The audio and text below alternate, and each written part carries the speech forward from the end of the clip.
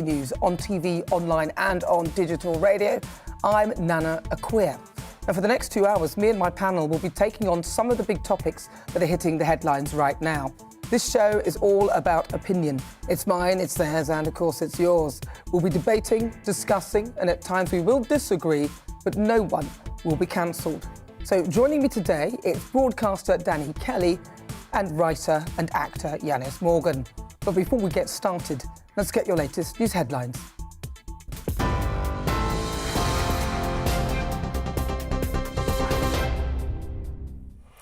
Very good afternoon to you. I'm Polly Middlehurst with your latest GB News at 4 o'clock. A second attempt to evacuate civilians from the city of Mariupol in Ukraine has failed as Russian shelling continues despite promises from the Russians of a ceasefire. That's according to Ukraine's Interior Ministry. Evacuations were scheduled to begin at noon local time and last until 9 o'clock tonight. That follows a collapse of an agreed ceasefire yesterday in 2 areas of the country.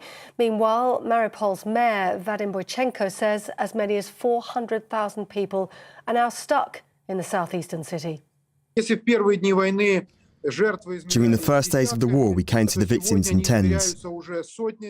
Today, we count them in hundreds, and in 2 days' time, we'll likely count them in thousands. They will not give us an opportunity to count the wounded and the killed, because the shelling has not stopped for the past 6 days. The mayor of Mariupol. Well, the US Secretary of State says there are very credible reports of deliberate attacks by Russian forces on civilians in Ukraine. Antony Blinken says Washington was documenting evidence to establish if war crimes have been committed. It follows the Ministry of Defense accusing Moscow of targeting populated areas. Russia denies the allegations. In a video address, President Volodymyr Zelensky of Ukraine appealed directly to the Russians themselves. We Ukrainians want peace. Citizens of Russia, for you, this is a struggle, not only for peace in Ukraine. This is a fight for your country, for the best it had, for the freedom that you have seen, for the wealth that you have felt. If you keep silent now, only your poverty will speak for you later, and only repression will answer.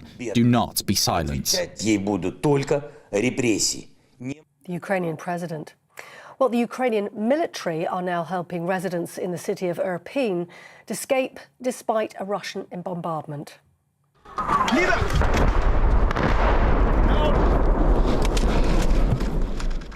Well, earlier on, people were seen running as missiles hit the area, destroying homes and buildings. Ukraine's president saying Russia has destroyed an airport in the city of Vinnytsia. Russian President Vladimir Putin said Moscow will halt its operation in Ukraine if demands are met. Meanwhile, 1.5 million refugees have now left Ukraine for neighbouring countries over the last 10 days. And the United Nations says it's the fastest growing refugee crisis in Europe since World War II. Earlier, the Deputy Prime Minister Dominic Raab warned the conflict in Ukraine is likely to last months, if not years. Former diplomatic reporter Nick Going told GB News the humanitarian crisis is being used as a weapon of war by Putin. We are now seeing Putin using the humanitarian reality of several million, if not maybe 10 or 15 million refugees within the next 2 or 3 weeks. 2 or 3 weeks. That has a massive destabilizing impact on many of the nations who are receiving them. So here in the UK, the Prime Minister is now calling on world leaders to make renewed efforts to ensure President Putin, in his words, fails. Boris Johnson has unveiled a 6-point plan which ranges from humanitarian support to inflicting more economic pain on Moscow. The Russian president saying sanctions against his country amount to a declaration of war. Mr. Johnson is due to host leaders from Canada, the Netherlands and Central Europe in London next week. And in the United States, President Joe Biden says the US is ready to increase its support in Ukraine and toughen its sanctions against Russia. In phone calls with President Zelensky overnight, the US president said he was working to secure extra funding to provide humanitarian and economic aid. The two also discussed increasing the economic sanctions imposed on Moscow. Meanwhile, Visa and MasterCard are suspending all operations in Russia in response to its invasion of Ukraine. MasterCard said cards issued by Russian banks will no longer be supported by its network, and any card issued outside the country will not work at Russian stores or ATMs. The Visa chief executive says they've been compelled to act after the unacceptable events witnessed in Ukraine over the last few days. Well, away from Ukraine, two brothers have won Team GB's first gold medal of the Winter Paralympics in Beijing. Skier Neil Simpson and his guide and brother Andrew topped the podium in the men's Super G vision impaired class. 19-year-old Neil is the first British male athlete to win gold on the snow. Good for them. You're watching GB News. We'll have more news as it happens. Now let's get more from Nana Akua.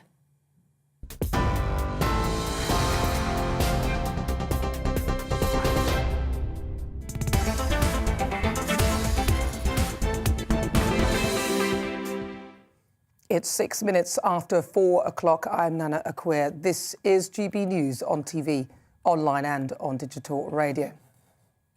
Now, we are constantly being bombarded with these green initiatives. I mean, we're encouraged to separate the rubbish into different bins, which will then apparently be recycled and reused. People gluing themselves to motorways to force us to insulate our homes, electric cars, green zones, congestion charges. I mean, the list is just endless. Then there are the messages of planetary destruction. Greta Thunberg preaching that the end of the world is nigh to a load of children in front of a backdrop of images of displaced solitary polar bears clinging to the last bits of ice as we're told that the ice caps are melting. There's the story and the sad images of koalas looking for sanctuary after their homes, i.e. the trees, have been destroyed in raging forest fires, and the destruction of the Amazon by big business, the lungs of the world being extinguished, and a message that if we don't stop the cows from farting and eat a load of green stuff, that we'll all go to hell in a handcart and a big cloud of methane gas. And of course, it's all our fault. So it will come as no great surprise to learn that a lot of young people are suffering from what is now termed eco-anxiety. And to be honest, I've got a bit of that myself. I mean, you know the feeling when you've put something in the wrong bin? I mean, you literally want to climb in and take it out, or the confusion as to which bin it should actually be in. So you put it in the bin, and if you get it wrong or you apparently don't rinse the thing, then it ends up in a landfill anyway, and so your efforts are in vain. I mean, it's just so confusing. Campaigns like Keep Britain Tidy, which is actually doing something in schools. They've got an eco-schools programme to encourage young people to look after the planet as the eco-anxiety takes hold. It's just unbelievable. These campaigns and schemes are springing up all over the place, and the children are encouraged to do everything they can to try and slow down climate change. Now, I totally agree with clearing up after yourself and not polluting rivers, etc. But the magnitude of the task is overwhelming to young minds, whom we are frightening witless into the belief that there won't be a planet for them in the future. Even the AA, they're encouraging driving instructors to teach in electric cars because they say it will help with their mental health so that they can achieve inner harmony. They've launched a new fleet of electric cars to attract eco-conscious young people. I mean, please. They actually did a study on their instructors in 2018 and found that the drivers with electric cars concentrated better, had a more consistent heart rate, and 80% of those drivers agreed that they would be up for switching because although it made their franchise more expensive, they would save on the fuel and running costs. Really? Have they forgotten about diesel? Now, I'm not saying that it's a bad thing to encourage young people to be mindful of their environment and that recycling is bad. But what I am saying is that we must be aware of the anxiety and helplessness that constantly pushing the narrative in this way will ultimately create. And then there's the guilt. Young people will struggle to reconcile their desire to save the planet with their need to enjoy everything that the planet has to offer. Things like fast fashion, for example, and all the elements of the technological era. I mean, let's face it, if we keep getting it wrong anyway, it's all so half-hearted. I mean, we got diesel wrong. This net zero thing is a joke and looks to me like a cash grab. I'm not quite sure the science even supports it. We simply aren't serious. I mean, COP26 was an absolute joke. If we really want to make a difference, big business will need to change the way it operates, and the world will need to act in unity which I can't see happening anytime soon. Let's just do the best we can and just give each other a break.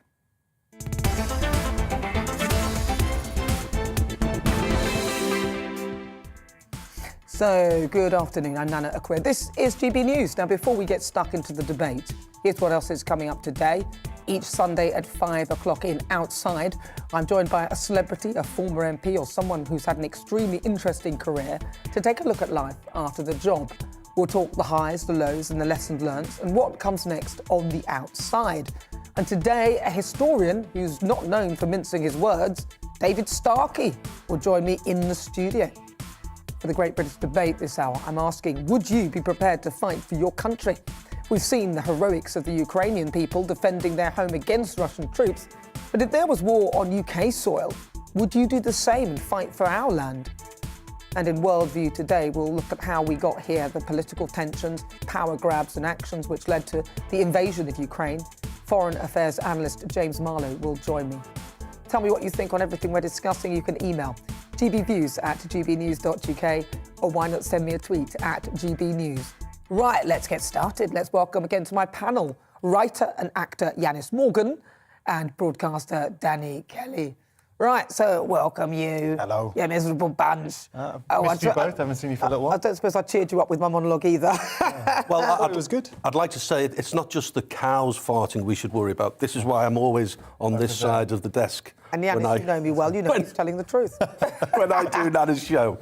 Nana, bang on the money once again. Young people have in their minds, I mean, there's a process of indoctrination, and I've noticed it really accelerate with Greta Thunberg, who in floods... How very dare you. Oh, yes, exactly, yeah. No, I wasn't saying that. But, you know, in floods of tears, her face contorted with anger, not fear, but with anger. Do you remember? I can't remember which conference it was.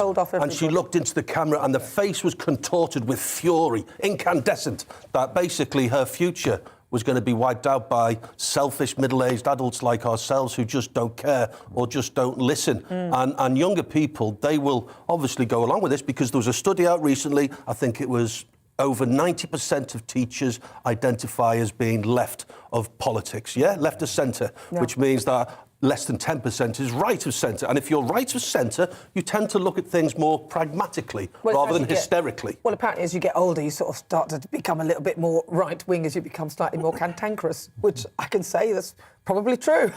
Yeah, but you know, if you're a conservative individual, you tend to look at pragmatic solutions rather than hysteria. Yeah. That's my point. Yeah. Yanis?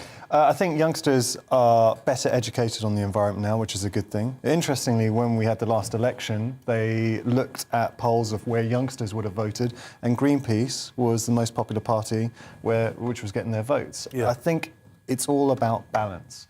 And yes, we don't want to scare them, but equally, and you touched on this, you know, about people littering. It's my pet hate. Yeah. Walking down the street thinking, and there's bins there, why would someone throw something on the floor when you can put it in the bin? So education's good, but we need to keep it balanced, and we definitely don't want to lean towards the fact that we're scaring all our youngsters and they have that eco-anxiety. Yeah, I mean, it's hysteria. OK, so, and I think also they sort of mix in climate change with the things that you could do for the environment. OK, so there's climate change, and the climate will change even with or without us. It will change. That's the evolution of life and the planet itself.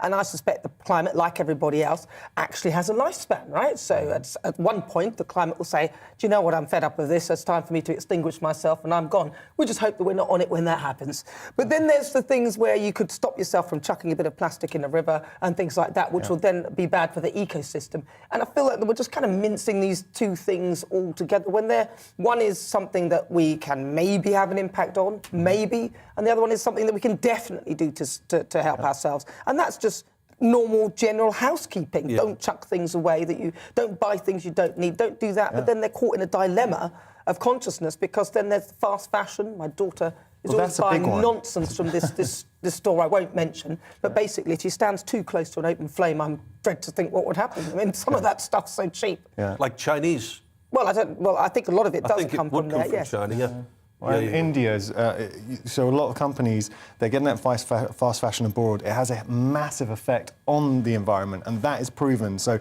pollution in rivers, so that's something where we could be more educated and realise rather than buying something that you wear once and then throw away, which we never did. You know, when you're growing up, you buy a T-shirt, I think I've still got some T-shirts from when I was a teenager. I've got some clothes from 20 years ago. I wear them, sometimes I wear them on air.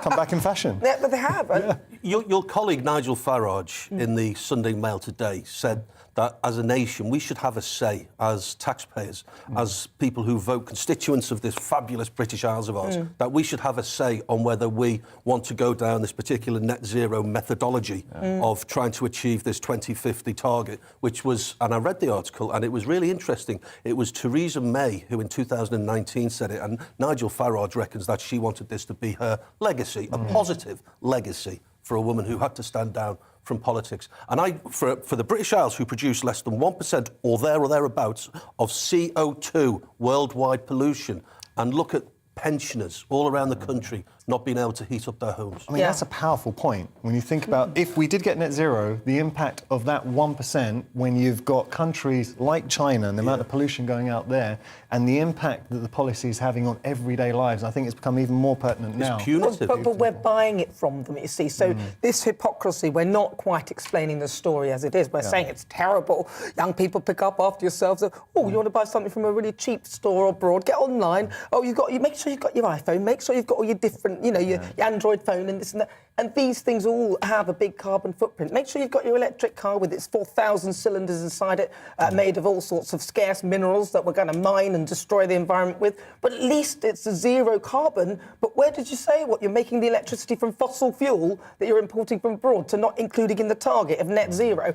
I mean, we're making a farce of it. Smoke and mirrors. Yeah, it's just a farce. Just to go back to my earlier point about teachers overwhelmingly being left of centre with politics. If you say, like Nigel Farage, and if you say, yes, I think it's a good idea that we should have a say on the methodology of achieving net zero, then you will be shot down with emotional blackmail by saying people like you are going to ruin the planet. And it's difficult to argue against that because they have the moral high ground. And you can say, look, OK, let's be pragmatic about this. I don't believe that our little British Isles, 1%, all of that, which is information and statistically proven, but you will still be on the wrong side. You'll be on a barrage of people trying to marginalise your view. Well, I mean, there's loads, and I think really there are lots of different facts that can sort of support different elements of the argument anyway. And we don't necessarily get it right all the time. I mean, there we were saying, oh, diesel, you mustn't use everyone buy diesel engines. You can get so much further. It's so much cheaper. I mean, we even told people that smoking was good at one point. We are getting it wrong so much, and yet everybody's going towards this goal. That might be the wrong one. I mean, anybody out there? Did any of you buy a Betamax video recorder? That was wrong. I mean, there's so many things that we're actually getting wrong, and yet we're pushing this narrative. But I do believe that we should look after the planet, absolutely, and not throw things in rivers and destroy our own environment, because otherwise we won't have anything left to eat. And there is a crazy argument as well from people who want to save the planet, that because we were responsible for the Industrial Revolution, that we were the ones who started spewing out all of the CO2 through our, industrial revolution, that we should almost level up. There's a moral debt that we should pay. And that's an argument used against my point, we're only responsible for 1%. Yeah, well, we're probably responsible in the long run, you're right, for more, but then ultimately other people have taken on the mantra of our old polluting so-called ways. Yep. But that's depending on whether we've got it right now. But anyway, what do you think? Get in touch. You're with me. I'm Nana Akua. This is GB News on TV, online and on digital radio. Now, still to come, it's time for the Great British Debate this hour. And I'm asking, would you be prepared to fight for your country? We've seen the images of brave Ukrainians staying behind to fight for their land.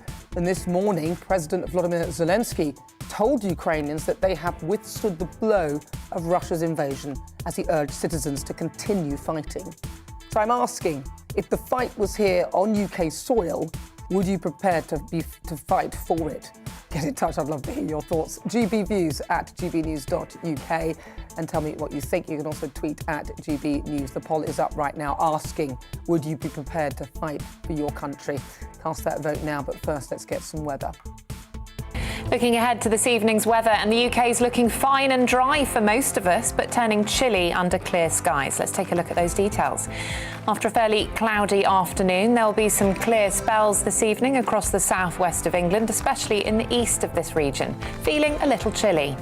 Further east, it will remain dry this evening with cloudier skies to the south of London, keeping a frost at bay, clearer to the north. For Wales, it will be a chilly and cloudy evening, though clearer skies closer to the west coast will mean an early frost will develop. For the Midlands, it will be dry for all this evening, clear skies across the west coast with a frost here. Further inland, a little mild under the cloudier skies, but still feeling chilly. Across the northeast of England, many will see clear and starry skies this evening, which by morning will mean there will be a widespread frost with lows of -4 degrees Celsius. Similarly, across Scotland, most will see a clear, calm and frosty night, though closer to the coast it should stay just above freezing with a stronger breeze in the west. Northern Ireland will also see a dry and clear night, though it will be a little breezy, which means that frost will be restricted to sheltered, low-lying areas. Another dry and fine day on Monday across the UK, with the best of the sunshine across the north once again.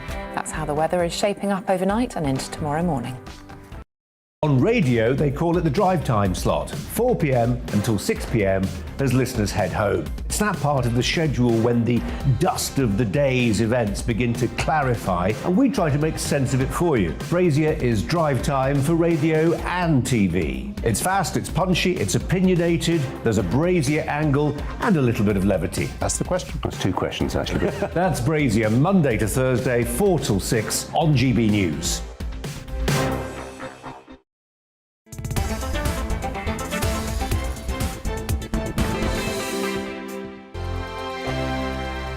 GB News is the UK's home of discussion and debate from all perspectives. To stay up to date on the latest stories, make sure that you subscribe to the GB News channel right here on YouTube. You can watch us live 24/7 across the whole world. You can also check out exclusive content and catch up on previous episodes of your favourite shows. Every day, we ask the questions that you'd ask, so why not add your voice to the conversation in the comments section? Don't forget to subscribe. We are GB News, Britain's news channel. Every night at 11 on GB News, we bring you the next day's stories the day before. It's basically like time travel. If it's a big story, we'll cover it, guaranteed. But we'll also have some fun along the way. Big opinions, big laughs. Sometimes big hair. This is Headliners, the paper review show that won't send you to sleep like the others will. 11 p.m, 7 nights a week. Join us.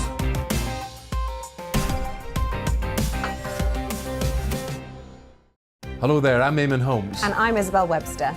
And we hope you can join us for Breakfast with Eamon and Isabel. You make me laugh out loud, belly laugh. Is that important first thing in the morning? Yeah, absolutely. And there's me trying to be deadly serious. News is a serious business. Yeah, I have to rein you in sometimes. Well, it doesn't stop us laughing at it. It doesn't stop us having an opinion on what's going on. Yeah. And it certainly will not stop us reflecting what you think. Weekdays from 6 to 9:30 on GB News. I'm Dan Wootton. Join me Monday to Thursday from 9 to 11 for the feistiest and most fun news debate on TV, where free speech reigns. I'll bring you a sharp take on the day's biggest stories, bombshell newsmaker interviews, and A-list guests. And I guarantee you, no spin, no bias, no censorship, and no reason to go to bed. That's Dan Wootton Tonight, Monday to Thursdays from 9 on GB News.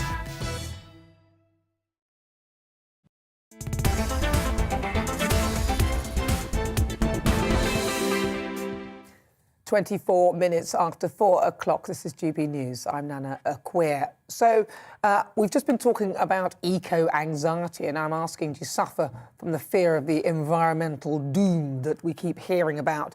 Let's have a quick look at what people have been saying. Les says, we need to get Greta Thunberg's generation to put their rubbish in the bin. Walk near any school near me and the litter is absolutely disgusting. I'm with you there. I mean, my daughter, her room's such a mess. I'm like, there are recycling bins around. What's wrong with you? Paul says these young people have good reason to be afraid. There's a reason why people are worried about climate change. It's something called science. Yes, that's true. But as you said, it's something called science. So can we control it? Who knows? Tim says it's a load of rubbish. Don't ruin young people's mental health for this. And you know what the thing is?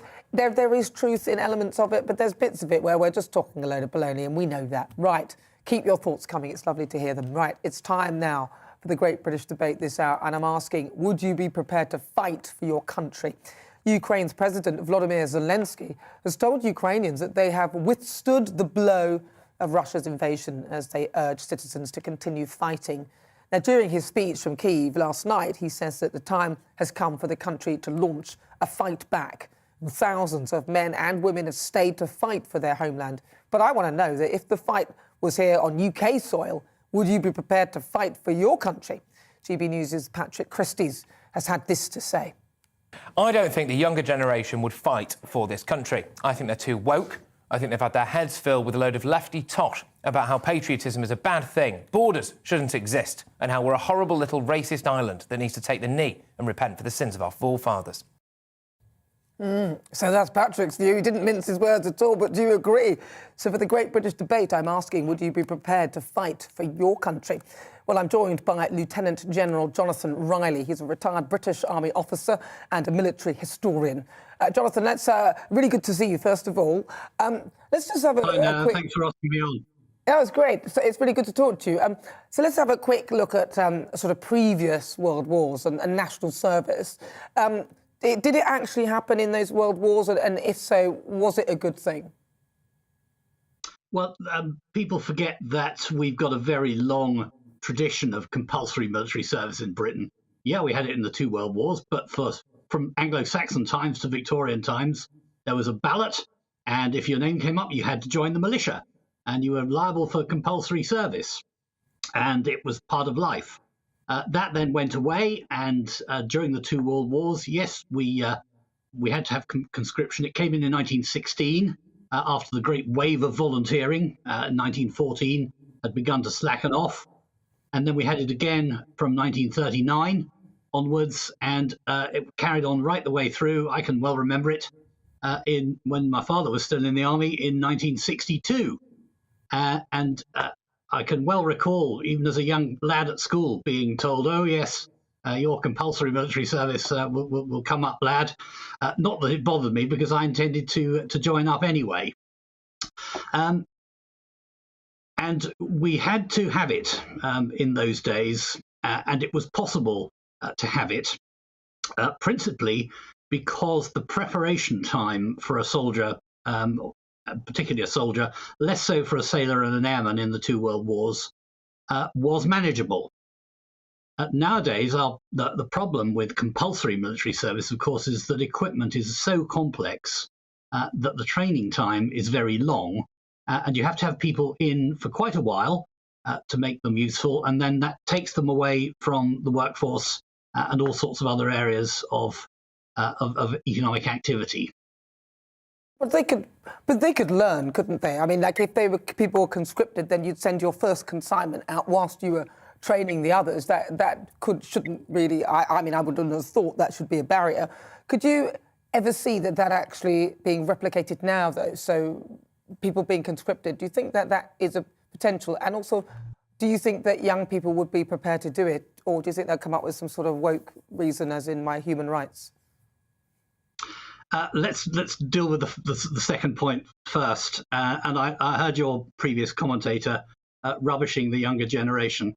I don't agree with him.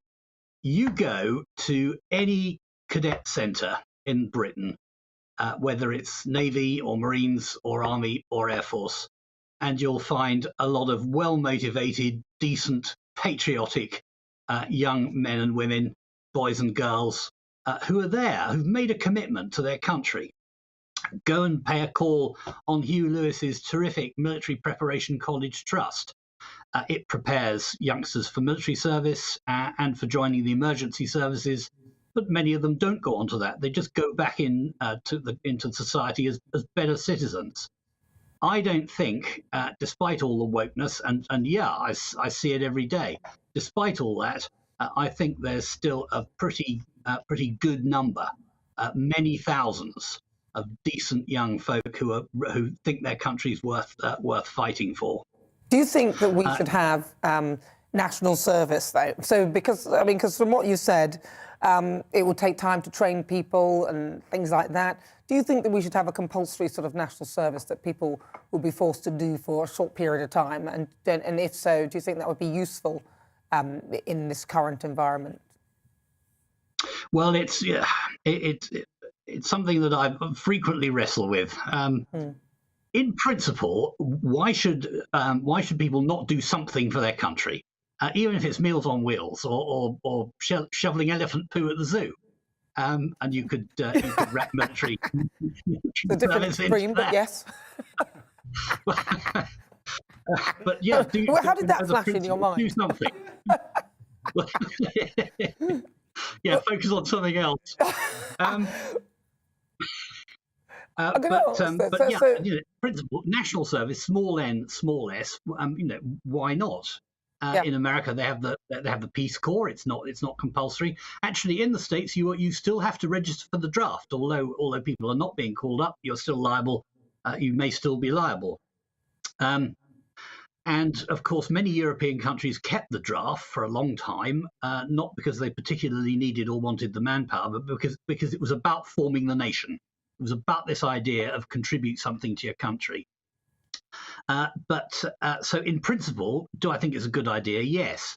In practical terms, is it possible? I'm really not sure. Because of the costs and the technicalities. One of the reasons we went away from compulsory service in the 60s was that it was just unaffordable, and the Navy and the Air Force certainly didn't want it. Well, these are. I can hear how it would be kind of a tricky thing to do nowadays, but it would be. I think it might be a good thing for discipline as well. Now, some people would say that we're a long way away from another world war. I don't necessarily think that's the case. If they asked you to fight, and I can see that you are definitely within the parameters of between 18 to 60, would you be prepared to fight if they told you to go? And would you be prepared to do that? I joined up when I was 16. I spent 40 years in uniform, and more than half of that on active service in the face of the enemy. And so I've already done so. And if I'm required to do so again, yeah. I'll get my gas mask. I'll get my gas mask out and get on parade. Wow, you kept that from then. It probably won't work now. But anyway, it's really good to talk to you, Lieutenant.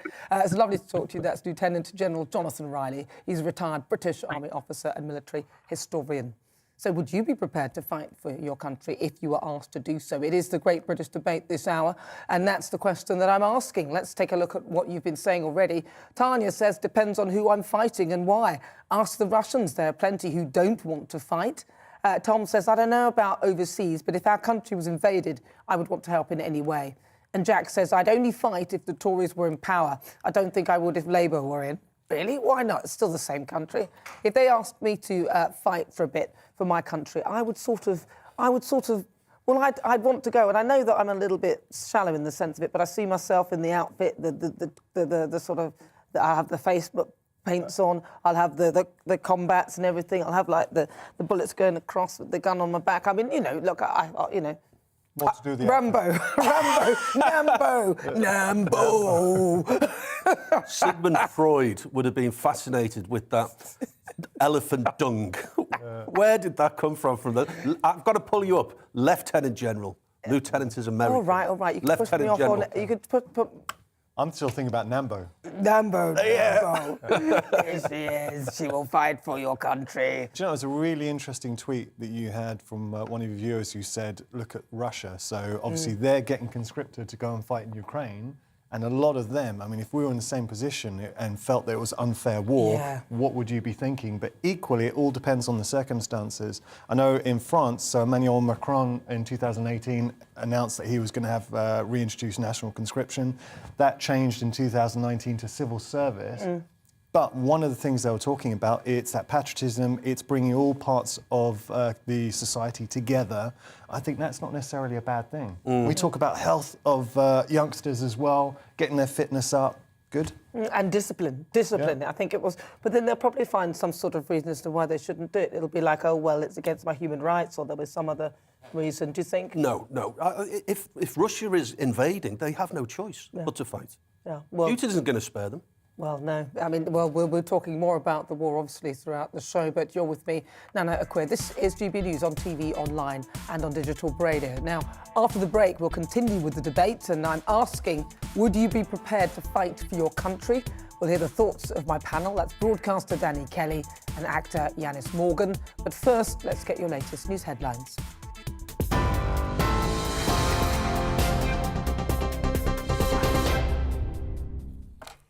And the news headlines this hour on GB News. A second attempt to evacuate civilians from the city of Mariupol in the south of Ukraine has failed amid continued Russian shelling in the area. That's according to Ukraine's Interior Ministry. Evacuations were scheduled to begin at noon local time and last until 9 p.m. It follows the collapse of an agreed ceasefire yesterday in 2 areas of the country. Meanwhile, Mariupol's mayor, Vadim Bochenko, says as many as 400,000 people are now stuck in the southeastern city. During the first days of the war, we counted the victims in tens. Today, we count them in hundreds, and in 2 days' time, we'll likely count them in thousands. They will not give us an opportunity to count the wounded and the killed, because the shelling has not stopped for the past 6 days. Meanwhile, the US Secretary of State says there are very credible reports of deliberate attacks by Russian forces on civilians in Ukraine. Antony Blinken says Washington is documenting the reports to establish if war crimes have been committed. It follows the Ministry of Defense accusing Moscow of targeting populated areas. Russia denies it's targeting civilians. Meanwhile, the Ukrainian military are helping residents in the city of Irpin escape amid a Russian bombardment. Take a look.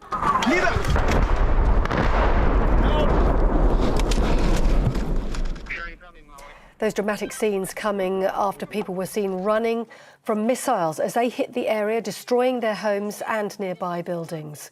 Meanwhile, Ukraine's president says Russia has destroyed an airport in the city of Vinnytsia. The Russian president, meanwhile, Vladimir Putin, said Moscow will halt its operation in Ukraine if his demands are met. Here, the Home Secretary, Priti Patel, has said the UK is now doing everything possible to speed up efforts to grant visas to Ukrainians fleeing the conflict. That comes as over 1.5 million refugees have left Ukraine for neighbouring countries over the last 10 days, the UN saying that's the fastest growing refugee crisis in Europe since the Second World War. More on Ukraine later. On TV, online and on your radio via DAB+. You're with GB News. We'll have more from Nana Akua after the break.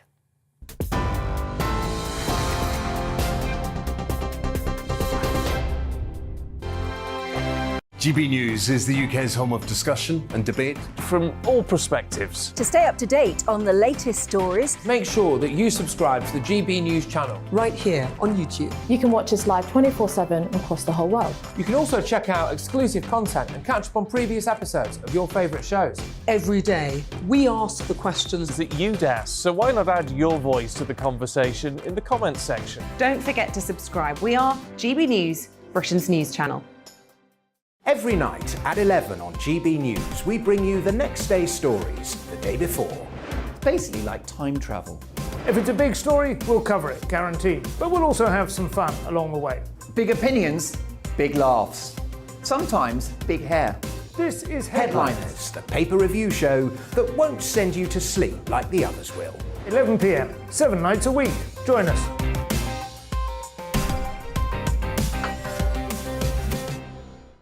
Hello there, I'm Eamon Holmes. And I'm Isabel Webster.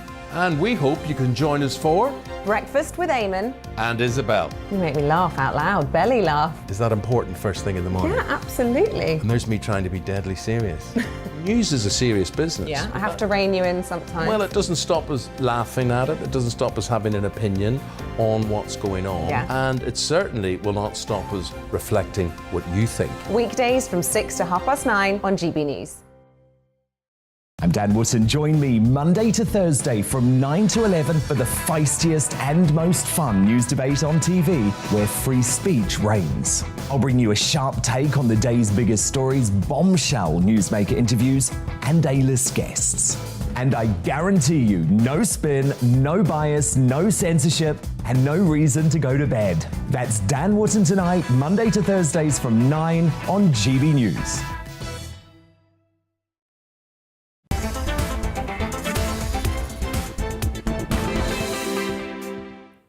Welcome back. You're with me, Nana Akua, on GB News, on TV, online and on digital radio. And it's back to our great British debate this hour. And I'm asking, would you be prepared to fight for your country? Now, thousands of Ukrainians have stayed behind to volunteer and fight for their country as Russia invades their homeland. Ukraine's President Volodymyr Zelensky has told Ukrainians that they have withstood the blow of Russia's invasion as he urged citizens to continue fighting. But I'm asking, if the fight was on UK soil, should we go back to a World War model of national service? Or is that outdated? And would you be prepared to fight for your country? Let's see what my panel make of that. I'm joined by broadcaster Danny Kelly and writer and actor Yanis Morgan. So, you heard what the lieutenant said. Lieutenant, yeah. Lieutenant General. Oh, just demoted him about 10 down the hierarchical structure. Is it now, Danny? Yeah. Thank you for that. Right, so I'm going to start with you, Yanis. Okay. So would you be prepared to fight yourself personally? Yes, and we talked about this, depending... the tweet had from your guest saying if you felt it was a just war. But an interesting point that the Lieutenant General said, and this is a really good one, the reason why it was phased out is the drain the draft was having. So the practicalities, I think, would be an issue. But on principle, I think national service would be a very good thing. And if we were confronted with someone invading our country, I do think everyone would step up. You'd step up, don't you? Yeah, I would do it. And to go back to Patrick's monologue, I think it was a load of garbage. And I think it was unfair on a whole generation of people. Don't forget, it's not whether you want to join the army. We're talking about Russia invading this country. Now, you can be as woke as you want. And you can do whatever you want. You could be a hard lefter, complete liberal. But if Russian troops are coming down, in my case, Coventry or Birmingham High Street, it doesn't matter about your political persuasion or how you feel about geopolitics. You need to pick up a rifle. Yeah, but maybe, but I've spoken to a lot of young people who say they simply wouldn't do it. They don't think it's, there's a lot of people wouldn't actually want to do that and they wouldn't be prepared to do it in national service. Some would say that it's completely wrong. I think until you're presented with the situation, so in principle now we're talking about it and, let's hope we are never faced with that. But like you say, if you've got another nation invading, I think people's views would change. If your family's at risk, and especially being a parent now, if I knew I was protecting my family, I absolutely would. I think you're so right, because we're confusing two things here. National service would be maybe after this, hopefully not this war. We're talking about almost a militia. There are two separate things here. National service is something that youngsters may indeed be going on in the future, but we're now talking about defending our country against hostile forces. Yeah, but they're different. So, well, let's let's ask the question then with regard to national service. Then, do you think that we should bring back national service? I think it has a lot of merits. And we talked about France's model and what they're doing. It's now a civil service, but what it's doing is bringing lots of different parts of our society together in a common goal, which is a good thing. It will teach them discipline. Again, if you've got the younger members of our society doing that, great. Improving fitness. What are we all talking about for years and years, that we're getting more obese, we're not eating healthy, Don't exercise. Look at Danny, that's not fair. No, wasn't it? You did. Again, that was the smile. That was a Freudian smile.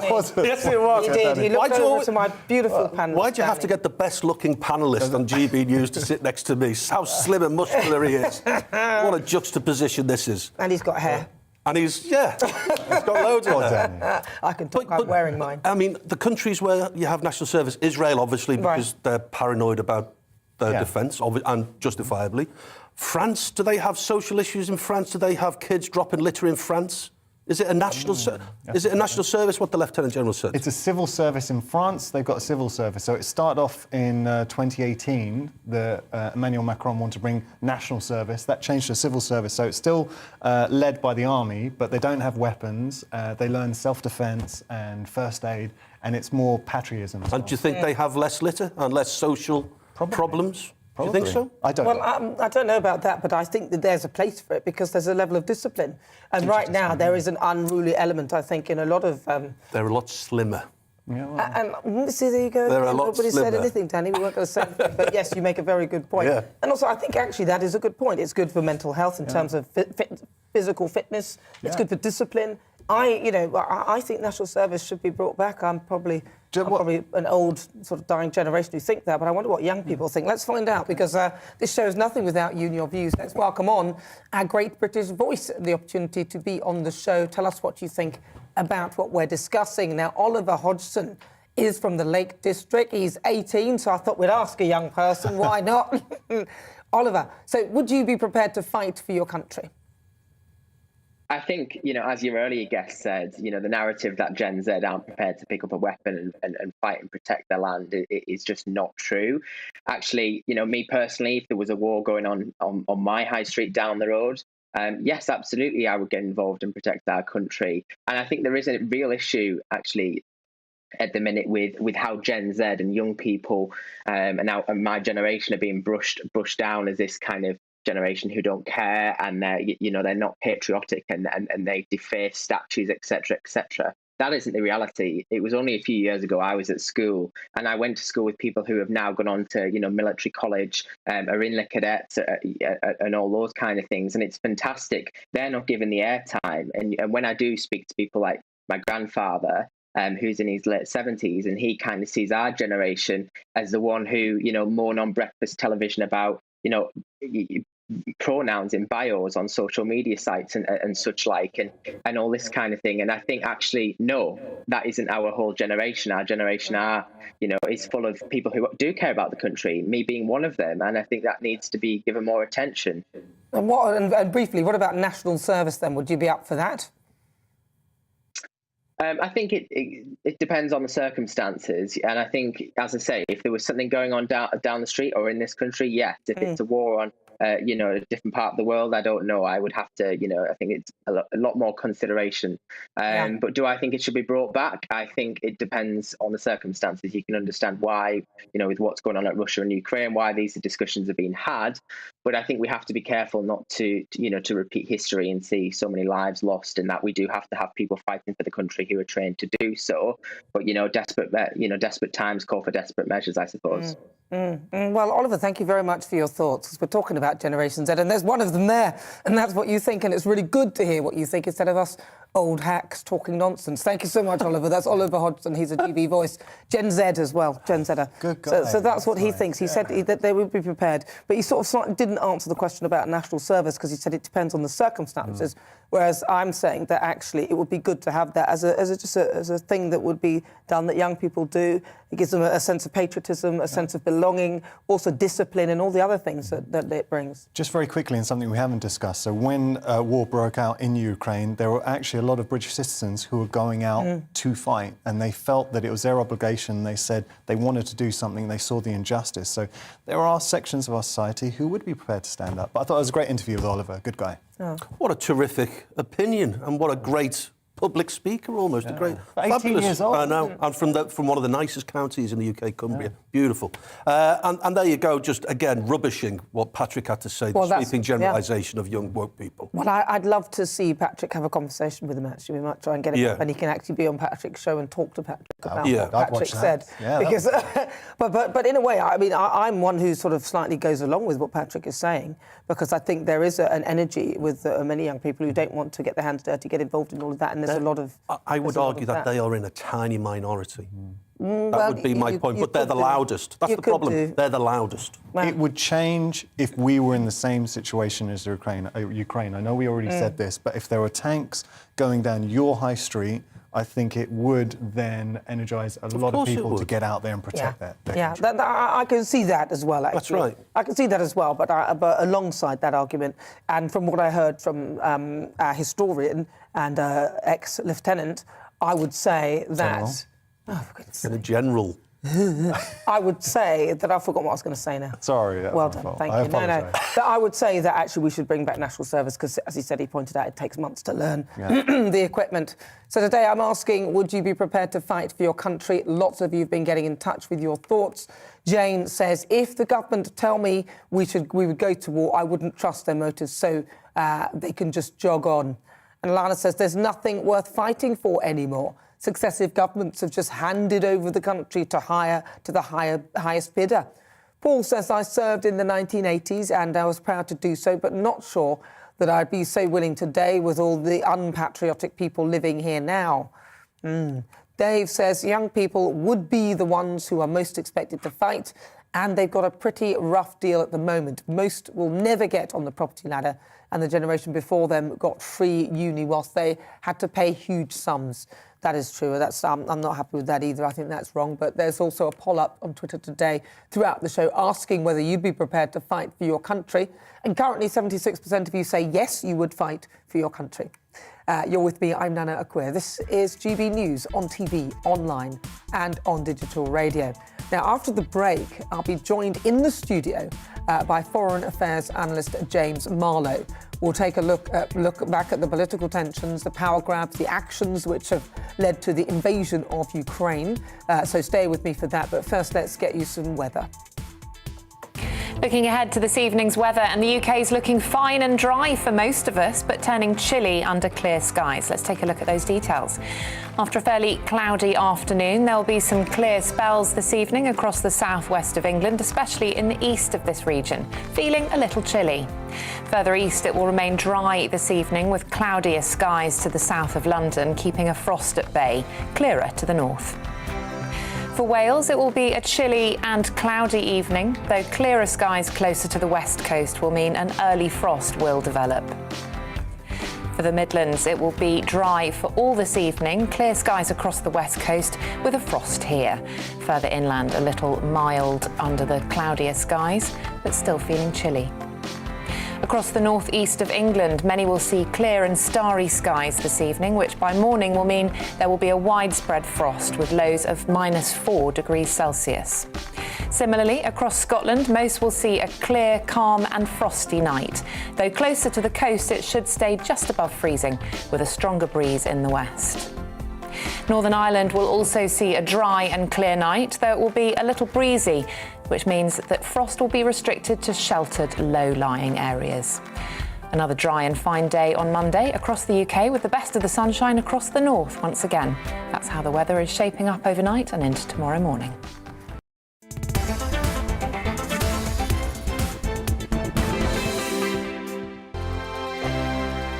GB News is the UK's home of discussion and debate from all perspectives. To stay up to date on the latest stories, make sure that you subscribe to the GB News channel right here on YouTube. You can watch us live 24/7 across the whole world. You can also check out exclusive content and catch up on previous episodes of your favourite shows.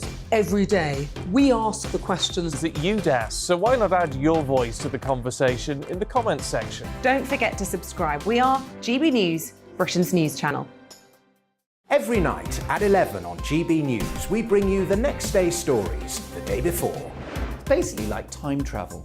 If it's a big story, we'll cover it, guaranteed. But we'll also have some fun along the way. Big opinions, big laughs. Sometimes big hair. This is Headliners, the paper review show that won't send you to sleep like the others will. 11 p.m, 7 nights a week. Join us.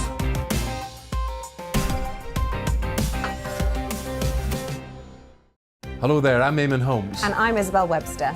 And we hope you can join us for Breakfast with Eamon and Isabel. You make me laugh out loud, belly laugh. Is that important first thing in the morning? Yeah, absolutely. And there's me trying to be deadly serious. News is a serious business. Yeah, I have to rein you in sometimes. Well, it doesn't stop us laughing at it. It doesn't stop us having an opinion on what's going on. Yeah. And it certainly will not stop us reflecting what you think. Weekdays from 6 to 9:30 on GB News. I'm Dan Wootton. Join me Monday to Thursday from 9 to 11 for the feistiest and most fun news debate on TV, where free speech reigns. I'll bring you a sharp take on the day's biggest stories, bombshell newsmaker interviews, and A-list guests. And I guarantee you, no spin, no bias, no censorship, and no reason to go to bed. That's Dan Wootton tonight, Monday to Thursdays from 9 on GB News.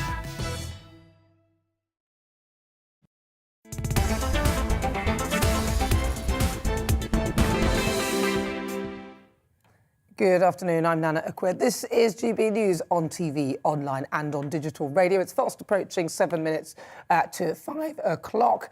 And now it's time for the part of the show which we usually like to call Worldview. We like to take a look at things that are happening around the world, the different headlines that have been made. But today there's only one big thing that everyone is talking about, and that is, of course, Russia's invasion of Ukraine. The latest news from Mariupol in southeastern Ukraine has seen a ceasefire and fresh evacuation attempts halted for the second day in a row. And the Mariupol City Council says that Russian shelling has made the safe evacuation of civilians impossible. So let's take a look at the moment as to how we got to this stage, and let's talk about it and those political tensions and the grabs that we've seen, the land grabs and the invasion of Ukraine by Russia, with Foreign Affairs analyst James Marlowe.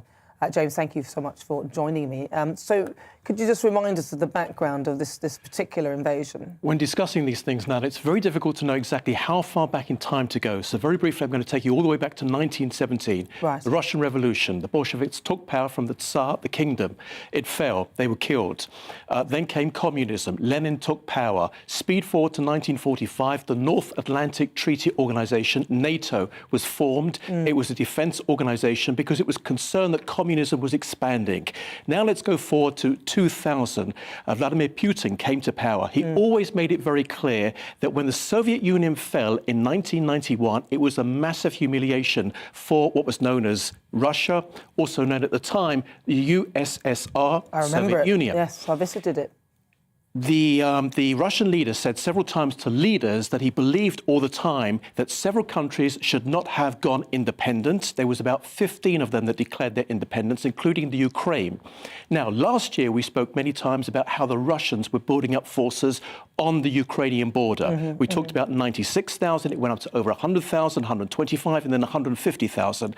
During that time, Alexander Lukashenko, who stole the election from the Belarus people, he then allowed the Russian troops and the tanks to come into his country to quell the demonstrations against his government, which of course was put there because the government was initially, well, actually the government was just, it took power by force. Right. We now got to a situation where the Russian troops then went south of Belarus on the border with Ukraine, and the West decided, because in 2014 that the Russians went into Crimea, and not a lot was said around the world. There were some noises which was made in the United Nations. There was talk of sanctions, etc., but not a lot was done. And also we have to remember, I'm doing this, of course, very, very fast, but we have to remember that in 2008, the Russians went into Georgia as well. So now Putin has got Georgia, he's got Belarus, and he was looking for a way to get Ukraine. That was always in his intention and his objective. Well, of course, people say that actually Ukraine is the mother of Russia, because they say that Ukraine was actually the first part of Russia, and then it was Russia. Nevertheless, there was an independence vote, a referendum in 1991, and out of that independence vote, 92.5% of the people voted for independence. Some of the Russian-speaking people in the southeast, the Donbass region, of course, Donetsk, which is very much in the news as well, and Luhansk, which is very much in the news, Russian-speaking people as well, they allied themselves to Putin. So Putin came up with this great idea and said, if you declare your independence, then it gives me an excuse to come into the country, which is exactly what happened. Anyway, to bring it up right up to now, we woke up Thursday morning to find that the Russians had invaded the Ukraine. They are now holding out. This is the Ukrainians holding out. This is the 11th day, I believe. But of course, we're talking about a superpower, a power with nuclear weapons. Well, yes, a superpower with nuclear weapons, but, you know, there's the will of the people, and you might really, I mean, you might think you can mow down the land, but you're not going to get, you need to win the hearts and minds to actually make that sustainable. And so far, this is costing Vladimir Putin a fortune. I think somebody quoted about £15 billion a day. And obviously, with all the sanctions and the banks, Visa, MasterCard now not wanting to allow any transactions there and not allowing them. And then there's this meeting with the Israeli Prime Minister now, with Russia and Ukraine, trying to broker talks. Why is he relevant to this whole thing, and why would he be the one that's trying to... Well, Naftali Bennett, the Israeli Prime Minister, actually did something very unique. As a practicing Jew, he flew out during the Jewish Shabbat, the Sabbath as well, which is not done unless, of course, it's saving lives. And he felt that it was imperative, and he got advice to take that flight. He is close to the Russian leader. Israel is close to the Russian leader, and also the Ukrainian leader. President Zelensky is a Jewish person. That's why it's so offensive. It's so offensive for Putin to all the time say these are a bunch of neo-Nazis, fascists, drug-taking criminals who are killing the people of Ukraine as well. How offensive that is to all those people who went through. But a lot of Russian people seem to be believing it. Well, I'm not so sure that a lot of them are. Some of them want to come on the side of the Russian people. But Naftali Bennett is in this picture because he knows both sides. Now, Zelensky, and by the way, I should also add, there's more than 200,000 Jewish people inside of Ukraine as well, plus 15,000 Israelis. A lot of them have been evacuated. The Israelis are setting up a field hospital in the next couple of days as well. More than 50 Israeli doctors will be there on the west side. But Bennett is involved because he's trying to broker a peace deal. But you have to remember, to end on this note, that Putin is set on taking Ukraine and he will not negotiate whatsoever. So we have to accept that Ukraine eventually, whether it falls in the next week or the next 2 months, unfortunately, it's going to happen. The question is, where does Putin go after that? And that's the big worry. Well, and how does he maintain it? He might think he can take it, but he might not be able to maintain it because it's costing him a fortune and the West are closing down in terms of sanctions, which I know he doesn't like. James, it's really good to talk to you. Thank you so much for that. And that's a great update that you gave us. A good sort of wrap-up if you didn't understand the whole historical context of the war in Ukraine. You do now. You're watching me. I'm Nana Akua. More to come in the next hour.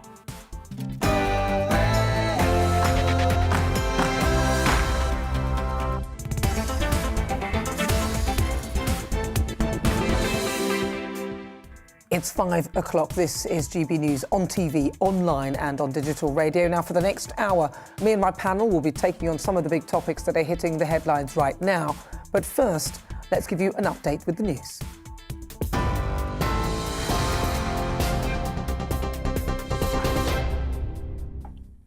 It's 5 o'clock. I'm Polly Middlehurst in the GB newsroom. A second attempt to evacuate civilians from the city of Mariupol in the south of Ukraine has failed as Russian shelling continues despite promises there of a ceasefire. That's according to Ukraine's Interior Ministry. Evacuations were scheduled to begin at noon local time and last until 9 o'clock tonight. It follows the collapse of an agreed ceasefire yesterday in 2 areas of the country. Meanwhile, Mariupol's mayor, Vadim Boychenko, says as many as 400,000 people are stuck in the southeastern city. During the first days of the war, we counted the victims in tens. Today, we count them in hundreds, and in 2 days' time, we'll likely count them in thousands. They will not give us an opportunity to count the wounded and the killed, because the shelling has not stopped for the past 6 days. Meanwhile, the US Secretary of State says there are very credible reports of deliberate attacks by Russian forces on civilians in Ukraine. Antony Blinken says Washington was documenting evidence to establish if war crimes had been committed. It follows the Ministry of Defense accusing Moscow of targeting populated areas. Russia denies the allegations. In a video address, President Volodymyr Zelensky appealed directly to the Russian citizens themselves. We Ukrainians want peace. Citizens of Russia, for you, this is a struggle, not only for peace in Ukraine, this is a fight for your country, for the best it had, for the freedom that you have seen, for the wealth that you have felt.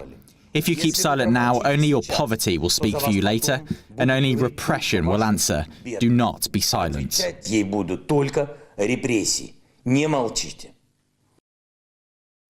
Meanwhile, here, Boris Johnson has told President Zelensky Britain stands fully behind the Ukrainian people.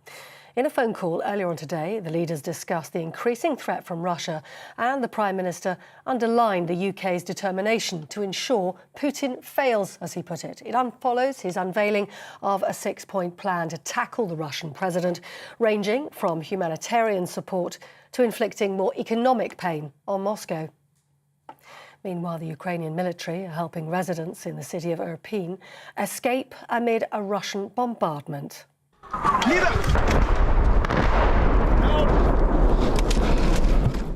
Those dramatic scenes followed people seen running as missiles hit the area, destroying homes and buildings. The Russian President Vladimir Putin said Moscow will halt its operation if its demands are met. Former diplomatic reporter Nick Gowing told GB News the humanitarian crisis is being used as a weapon of war by Putin. We are now seeing Putin using the humanitarian reality of several million, if not maybe 10 or 15 million refugees within the next 2 or 3 weeks. Yeah. 2 or 3 weeks. That has a massive destabilizing impact on many of the nations who are receiving them. Meanwhile, here, the Home Secretary, Priti Patel, has said the UK is doing everything possible to speed up efforts to grant visas to Ukrainians fleeing the conflict. Over 1.5 million refugees have left Ukraine for neighbouring countries over the last 10 days. The UN says it's the fastest growing refugee crisis in Europe since the Second World War. Priti Patel says the UK is offering support to those fleeing the conflict. We are doing everything possible to surge applications and to help people fleeing Ukraine, fleeing the persecution that Putin is inflicting upon Ukraine, to come to our country. And we're working with the Ukrainian community, the Ukrainian diaspora community in the United Kingdom. Priti Patel. Well, in the United States, Joe Biden says the US is ready to increase its support in Ukraine and toughen its sanctions against Russia. In a phone call with President Zelensky overnight, the US president said he was working to secure extra funding to provide humanitarian and economic aid. The two also discussed increasing economic sanctions imposed on Moscow. Well, meanwhile, Visa and MasterCard are suspending all operations in Russia in response to its invasion of Ukraine. MasterCard said cards issued by Russian banks will no longer be supported by its network, and any card issued outside the country will not work at Russian stores or ATMs. The Visa chief also says they've been compelled to act after the unacceptable events witnessed in Ukraine. We'll keep you up to date with events in Ukraine throughout the day. You're watching GB News, and we'll have more for you as it happens. Now back to Nana Akua.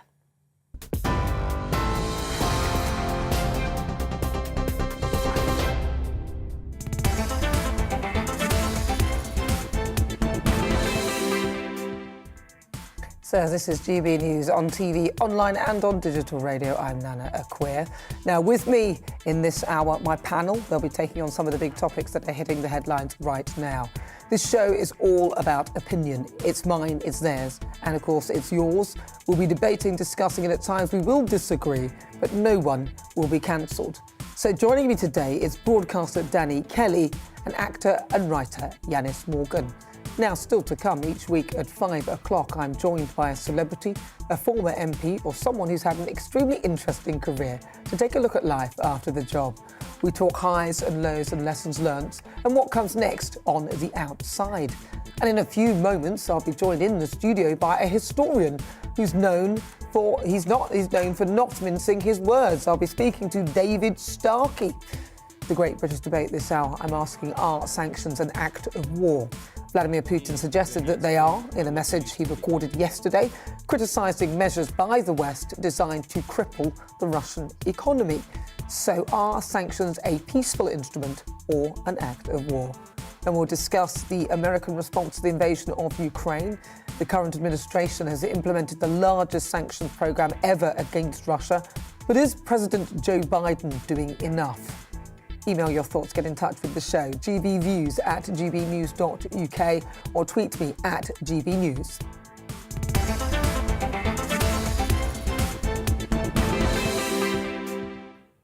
So now it's time for Outside. A dark chapter of history is being written in Eastern Europe at the moment, and there's no doubt it'll be studied by historians in years to come. And one man who's dedicated his life to studying and learning from the past is Dr. David Starkey. The author of numerous books on the Tudors and regular commentator on current affairs. He's famed for not mincing his words, something which got him into quite a bit of hot water in 2020 when he made some comments about slavery. He had to resign as a visiting professor at the University of Cambridge, but has since gone on to start a successful YouTube channel, David Starkey Talks. Dr. David Starkey joins me in the studio now. Thank you so much for joining me. A great pleasure. So, David, let's talk about your passion for history. And when did that start? Why were you so passionate, and why are you so passionate about it? Do you know what? Like most of the important... You were raising big questions in the intro. Most of the big things in my life are pure accident. And history was an accident, along with everything else. My best subject at school were the hard sciences, physics and chemistry. But I wasn't a particularly good mathematician. And so I had the good wit, as there were some very bright maths students in my class. They, like me, went on to Cambridge to study the sciences. I realised, I couldn't do sciences properly unless I was good at maths. So I looked for the art subject that had that edge of hardness, that had that edge of evidence, of debate, of clarity, and of course, it's history. So that's the logic. I've always had a bit of sentiment, though. I'm not quite as tough and brutal as I occasionally appear. And right as a child, I was fascinated by old things. Not history, bits of old furniture, bits of pottery. We had an auction house. Auction house is a very grand word. It actually mainly, brought up in a council house in the Lake District, and it backed onto the field at the back of the auction mart where they sold cows and they sold sheep. And every so often they sold bits and pieces of old furniture and pot. And this is the 1940s and 50s. So it was all terribly old-fashioned. And it was thrown out. And I would used to go to the rubbish heap and pick out bits. So those scenes of children in India picking over piles, well, I did something a little bit like that as a boy, and that's the emotional side. So that's how you sort of, and then you sort of followed it through, didn't you? So talk to me my entire career, my entire career. Once I got to Cambridge, I mean, I became good at history at school. You've always got a break. There are individuals you can go through that give you things. And my history master, George Zare, at my local grammar school, Long Shut, was a terrible teacher lower down the school. He was awful. He was the very model of how you don't teach history. Note after note on the board, pure boredom of fact. But he did one really extraordinary thing for me at sixth form level. He gave me access to his own library. And that, he was a failed Don. He'd wanted to be a teacher at Cambridge. He hadn't made it. But he had a wonderful library in a beautiful room. Oh, I love it. Did he have like books on the shelves? And he had completely shelved. I can remember it. It was matted. There was a desk. There was an armchair, and he let me use it. And by the time I went to Cambridge as an undergraduate, I had read every damn book I needed to have done. That terrible word that got me into trouble. I read every damn book that I needed to have done. And the result was, again, a confession.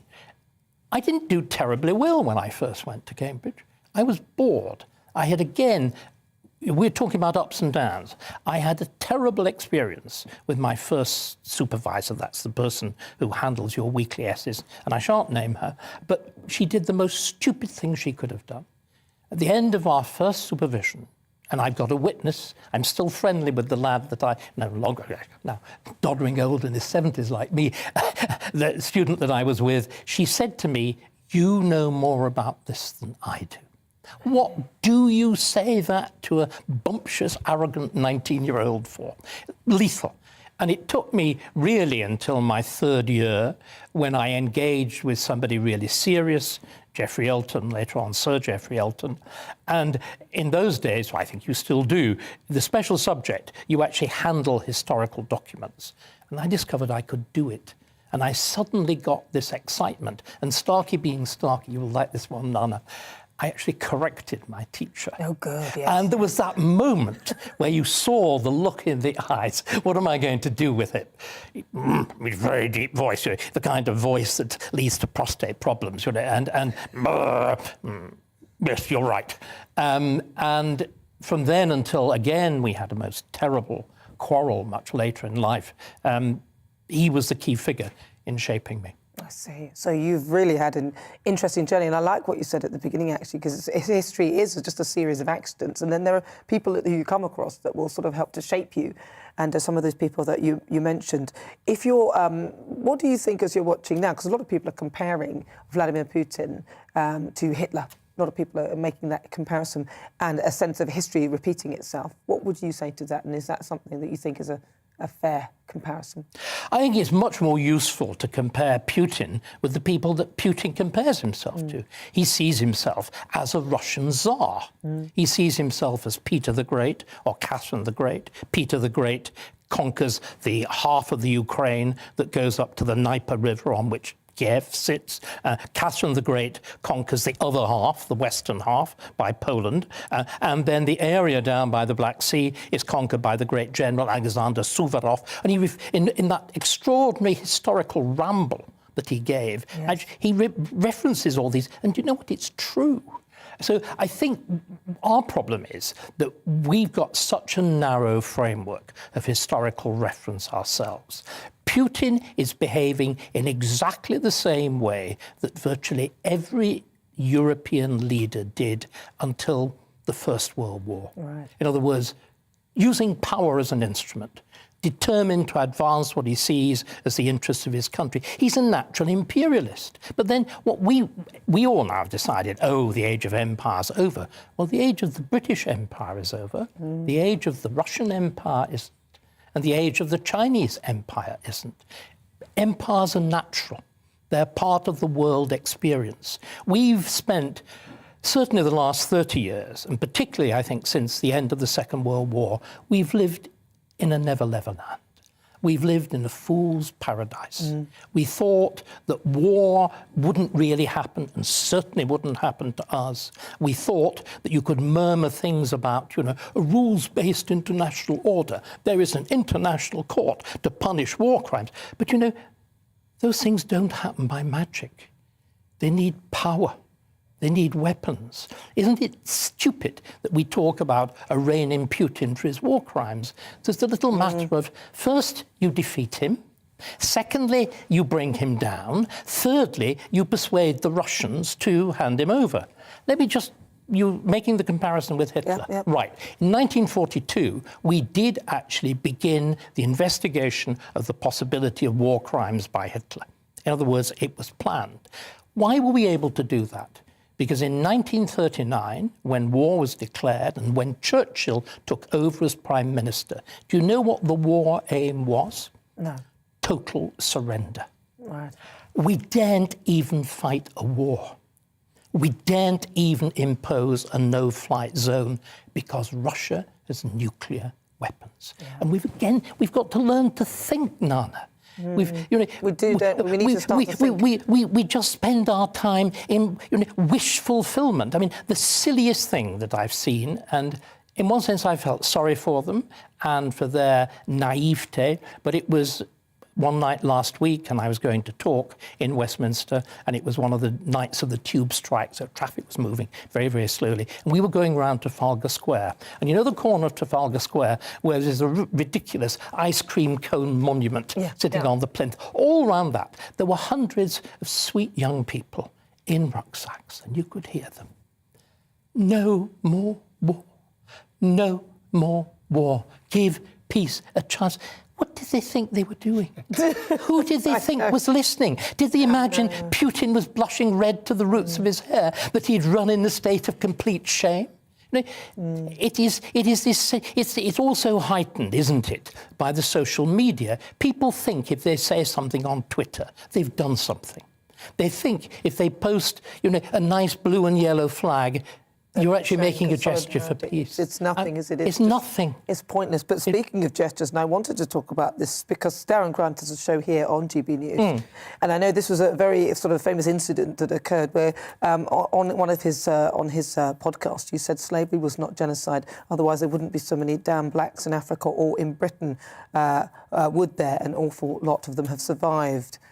And I know as a result of that, certain things happened and all sorts. What were you thinking when you said that? And what did you mean by it, actually? Well, what I meant, first of all, it's one of these terrible things that happens that when you do a podcast, this is, remember, in lockdown, in the comfort of your home, with a glass of wine beside you. Oh, dear. And the tongue slips. Remember, that incident only became viral because it was deliberately clipped. It went onto YouTube. So if there is a vast problem, we should also really be debating this business of YouTube clipping. Out of context is very... out of context. There were two things wrong with the remark. Not the statement of fact. Slavery is not a genocide. I would agree with that. Slavery, and we'll just investigate that in a minute. The second thing was my tongue tripped twice. Maybe there was more than one glass of wine. The statement should have said there wouldn't have been so many blacks in America, in other words, the United States, or in England. The reference to Africa is absurd, and when I actually read the transcript, I listened to it 3 times as I was incredulous that I'd said it. Let me explain what the statement means. The work on the transatlantic slave trade is now very well understood, because we're talking about Hitler. Why do we know so much about the real genocide, the Holocaust? Because Hitler and Eichmann and the Germans generally were obsessively good at recording things. So they actually kept a track of everybody who was sent to the concentration camps. They produced the evidence of their own war crimes. Yeah. Similarly, the Spanish and the Portuguese, who control the bulk of the slave trade across the Atlantic, keep incredibly good records. And then later on, there are insurance records and all this sort of thing. And what the records show is this. From the 15th century to the 19th century, about 10 million blacks are exported from Africa to the New World. The vast bulk of them, it's really important we get this right, go to Brazil. Hugely the biggest slave trade. We never hear about it. No, we never hear about it. It's the Portuguese slave trade. About 300,000 only go to what we now call the United States, the 13 colonies, before independence. By the time you've got to independence, you've already got 500,000. Now, that's not a genocide. Genocide means slaughtering a population. Yeah. It's a hideous, monstrous crime. Nobody would ever dream of arguing about that. But I would agree with you that slavery is... You see, no. But let's just... In this context, it's not genocide. Right. Let me explain where there is a slavery genocide, which you've probably not heard about either. That is, there's at least the same number of slaves, of black slaves, that are sent across the Atlantic, are sent into the Islamic world overland. 10 million. Some people argue it's as high as 15. And barely a single person survives. Right. Why?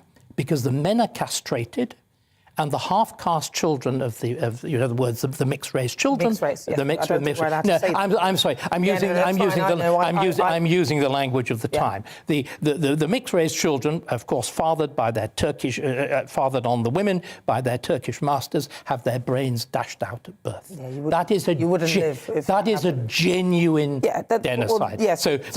But it's really important, I think, that we call things by their proper names. What happens with slavery, with the Atlantic slavery, I don't know whether you're, in ancestral terms, a product of it. It should be called the Black Diaspora. Right. In exactly the same way. In other words, if we're borrowing from Jewish history, genocide, the slave trade amounts to exactly the same equivalent, again carried out by force, as the dispersal of Jews from Israel when it's conquered by the Emperor Titus. That's why Jews are scattered throughout Europe. It's why they don't have their own homeland, because of the forced exportation by the Romans. And exactly the same thing happens with a very similar process of deracination, of cutting people off from their cultural roots, cutting them off from their own languages. So rather than talking about genocide, we should be focusing on what the real problem is. But a final point, Britain was heavily involved for 1 century, but Britain made amends. Britain actually abolished it. Well, that's right, and we were the first to do that. Now, David, because we're running out of time... I'm sorry, I talk too much. No, you don't. My problem is... You didn't ask the question, but I want to ask you very briefly then, because we've got about a minute left. So what are you up to now? Oh, I'm launching my own YouTube channel. I always, as we were talking about, my talking too much. I enjoy talking. I know. And YouTube is a wonderful means of doing it. I don't want to be pompous, but I feel a real sense of the need to do it. Taking the discussion back right to the beginning, I think we've misunderstood our history. I think we've got it wrong, and I think in Britain this is particularly dangerous. We are a country whose constitution depends on its history, on understanding its history correctly. Because we understand it so badly, we're at terrible risk of going wrong. Well, listen, David, it's been such a pleasure to talk to you. You too. We could talk to you for hours, but of course people can catch up with you on your YouTube channel. Fantastic. Thank you so much for joining me. That's David Starkey, Dr. David Starkey. He's a historian. Thank you for joining me on Outside. So coming up, it's the Great British Debate this hour. I'm asking, are sanctions an act of war? Vladimir Putin seems to think so. He's delivered a warning to the West on Saturday. He said that measures designed to cripple Russia's economy are akin to an act of war. So are sanctions an act of war? What do you think? We'll be back in a moment.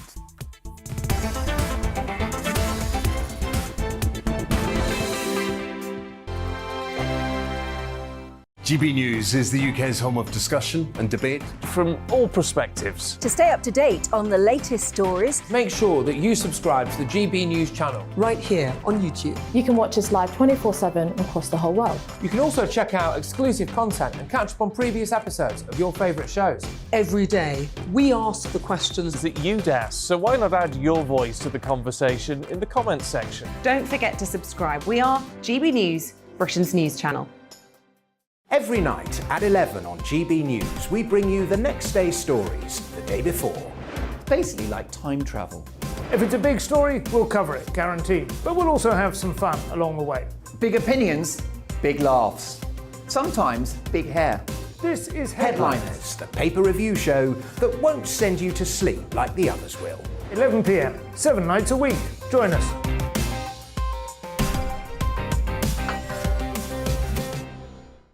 Hello there, I'm Eamon Holmes. And I'm Isabel Webster. And we hope you can join us for Breakfast with Eamon. And Isabel. You make me laugh out loud, belly laugh. Is that important first thing in the morning? Yeah, absolutely. And there's me trying to be deadly serious. News is a serious business. Yeah, I have to rein you in sometimes. Well, it doesn't stop us laughing at it. It doesn't stop us having an opinion on what's going on. Yeah. And it certainly will not stop us reflecting what you think. Weekdays from 6 to 9:30 on GB News. I'm Dan Wootton. Join me Monday to Thursday from 9 to 11 for the feistiest and most fun news debate on TV, where free speech reigns. I'll bring you a sharp take on the day's biggest stories, bombshell newsmaker interviews, and A-list guests. And I guarantee you, no spin, no bias, no censorship, and no reason to go to bed. That's Dan Wootton tonight, Monday to Thursdays from 9 on GB News.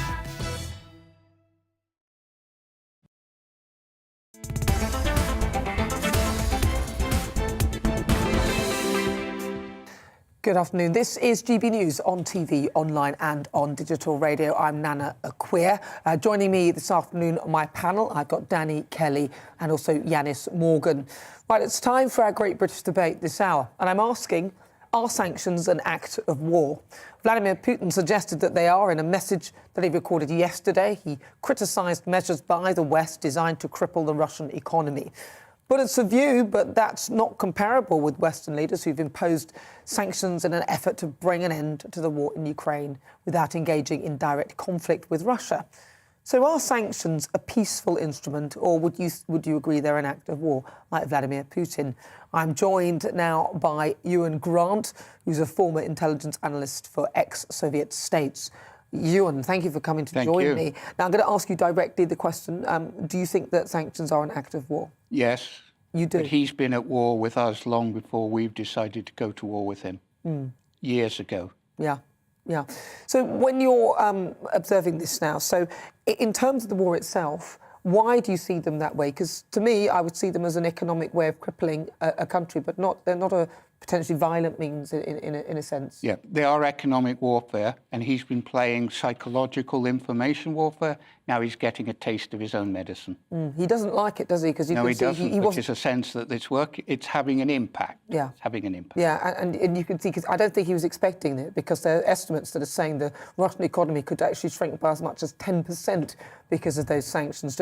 So do you think that this is the sort of pressure that we need to continue putting on him to stop the war? Very much so. We need, if necessary, to tighten them, but we need to make sure that what we've got now is working and look towards tightening, if need be, pretty quickly, because I'm afraid to say I agree with your discussant just before the break, Mr. Marlowe, I believe. Yeah. Unfortunately, I fear Ukraine will effectively have to capitulate within a week or two, and it's can we keep resistance, a government in exile, and Ukraine's independence alive, if need be, outside the country. Yeah, because so you think that Vladimir Putin will actually, in the end, win this particular Well, win in the sense of a military battlefield victory. That's not the same thing as an occupation. We saw that in Iraq, didn't we? Yeah. And how fair would you say, because a lot of people are saying that the West is actually partly responsible for this, would you say that that is a fair thing to say? No. The brutal fact is that Russian history is brutal. The peoples of Central Europe asked to join NATO and the EU, which is not a military bloc, remember, as such, because of fear of Russia. They did not do it for fear of the UK, France, even of Germany, and certainly not fear of the United States. They see the United States as their protector. And what would you say? Because I don't know how much detail we have of Boris's six-point plan. Do we know much about what he's talking about? He's gone off to America to talk. I wouldn't put too much on this. I think he's doing it to win time. Yes.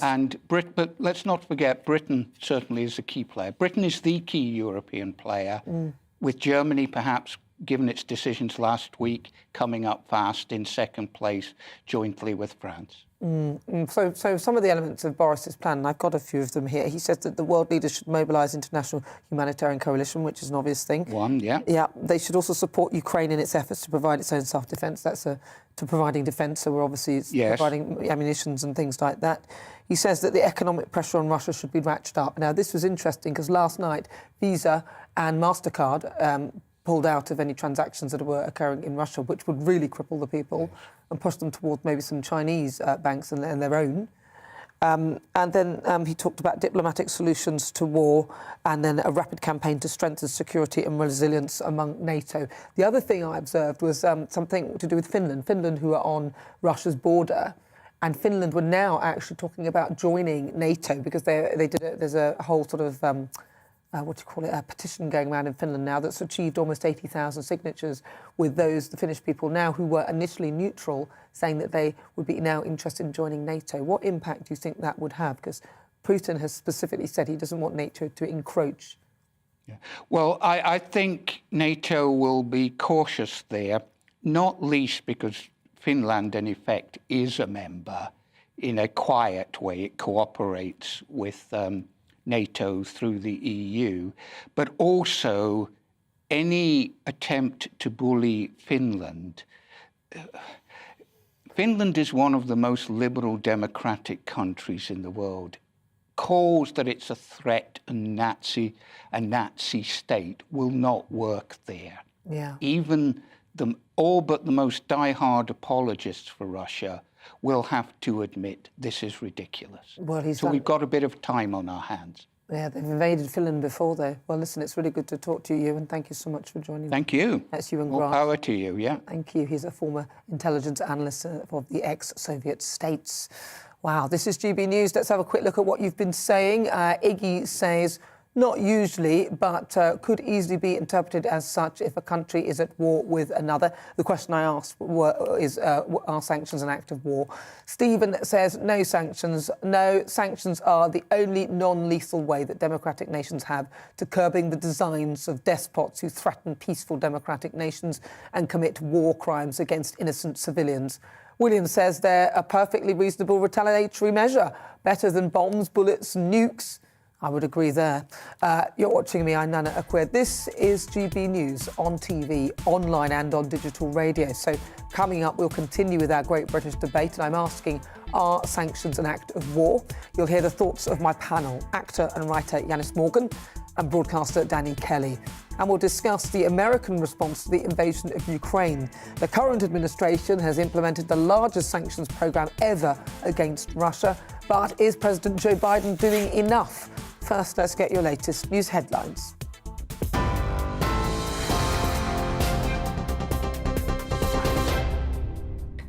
Just after 5:30, I'm Polly Middlehurst. The headlines this hour: a second attempt to evacuate civilians from the city of Mariupol in the south of Ukraine has failed amid continued Russian shelling and civilian deaths. That's according to Ukraine's Interior Ministry. Evacuations were scheduled to begin at noon local time and last until 9 o'clock tonight. And it follows the collapse of an agreed ceasefire yesterday in 2 areas of Ukraine. Meanwhile, Mariupol's mayor, Vadim Boychenko, says as many as 400,000 people are now stuck in the southeastern city. During the first days of the war, we counted the victims in tens. Today, we count them in hundreds, and in 2 days' time, we'll likely count them in thousands. They will not give us an opportunity to count the wounded and the killed, because the shelling has not stopped for the past 6 days.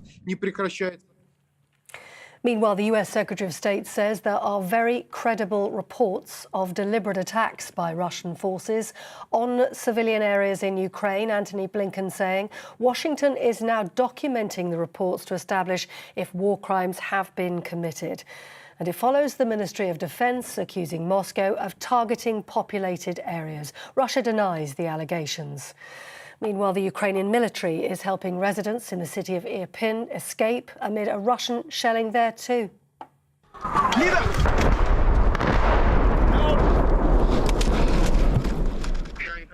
Earlier on, people were seen running as missiles destroyed homes and buildings. It's believed 3 civilians were killed.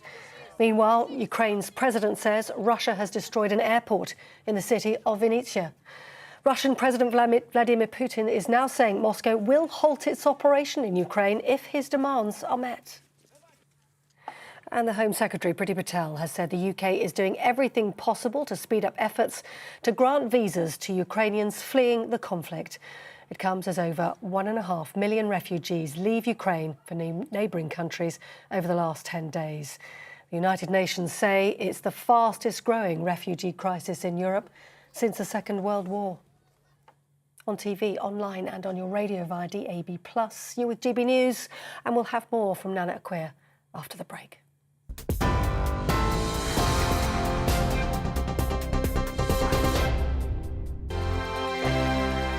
GB News is the UK's home of discussion and debate from all perspectives. To stay up to date on the latest stories, make sure that you subscribe to the GB News channel right here on YouTube. You can watch us live 24/7 across the whole world. You can also check out exclusive content and catch up on previous episodes of your favourite shows.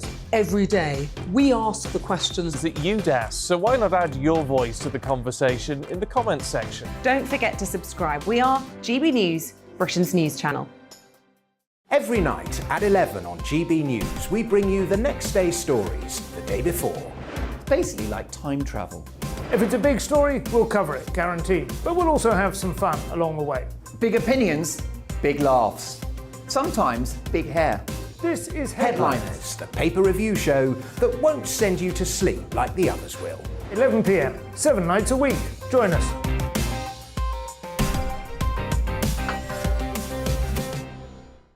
Hello there, I'm Eamon Holmes. And I'm Isabel Webster. And we hope you can join us for Breakfast with Eamon and Isabel. You make me laugh out loud, belly laugh. Is that important first thing in the morning? Yeah, absolutely. And there's me trying to be deadly serious.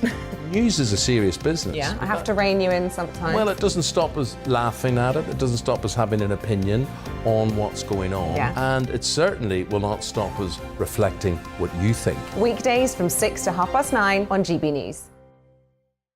I'm Dan Wootton. Join me Monday to Thursday from 9 to 11 for the feistiest and most fun news debate on TV, where free speech reigns. I'll bring you a sharp take on the day's biggest stories, bombshell newsmaker interviews, and A-list guests.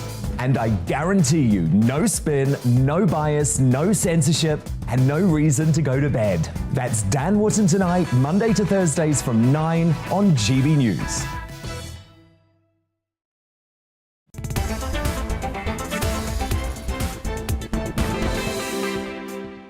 38 minutes after 5 o'clock. This is GB News on TV, online and on digital radio. I'm Nana Akua. Now it's back to our great British debate this hour, and I'm asking, are sanctions an act of war? Vladimir Putin seems to think that they are. He delivered a warning to the West on Saturday, saying that measures designed to cripple Russia's economy were just that. So today, Boris Johnson revealed a 6-point plan to maintain more pressure on Russia. So I'm asking, are sanctions an act of war? What do you think? Let's see what my panellists make of it. I'm with broadcaster Danny Kelly and writer and actor Yanis Morgan. So, Danny, do you think that sanctions are an act of war? There is something in law called joint enterprise. Right. And that is, say, for example, I take you to someone's house knowing that you are going to murder them. And the only way that you can get there is if I take you. So I am complicit. You get a life sentence and I get a life sentence. Yes. And although they've scrapped that now, they don't do that anymore. they haven't scrapped joint Yeah, enterprise. they have actually, yeah. Are you sure? I'm 100%. OK, well, there used to be a law. Try another example. Well, I think that's a really good example. So, forgetting that there is now no law called joint enterprise. All right, Yanis, yes, really good. So, I'm going to go to you, Yanis. Yeah, no, That's a good point. We're going to come to you. Anyway, Yanis. So I don't think that sanctions are an act of war. So I would argue when Russia invaded or annexed Crimea, Putin, he didn't say that the sanctions were an act of war there. There are legal means of affecting as an economical barrier. If there were blockades, that's different. That is an act of war. But it's interesting because I think what it does show is the sanctions are getting to Putin. It's an example for him to say it. I quite like the fact that they're getting to him and then he's trying to say it's war now because you're doing that.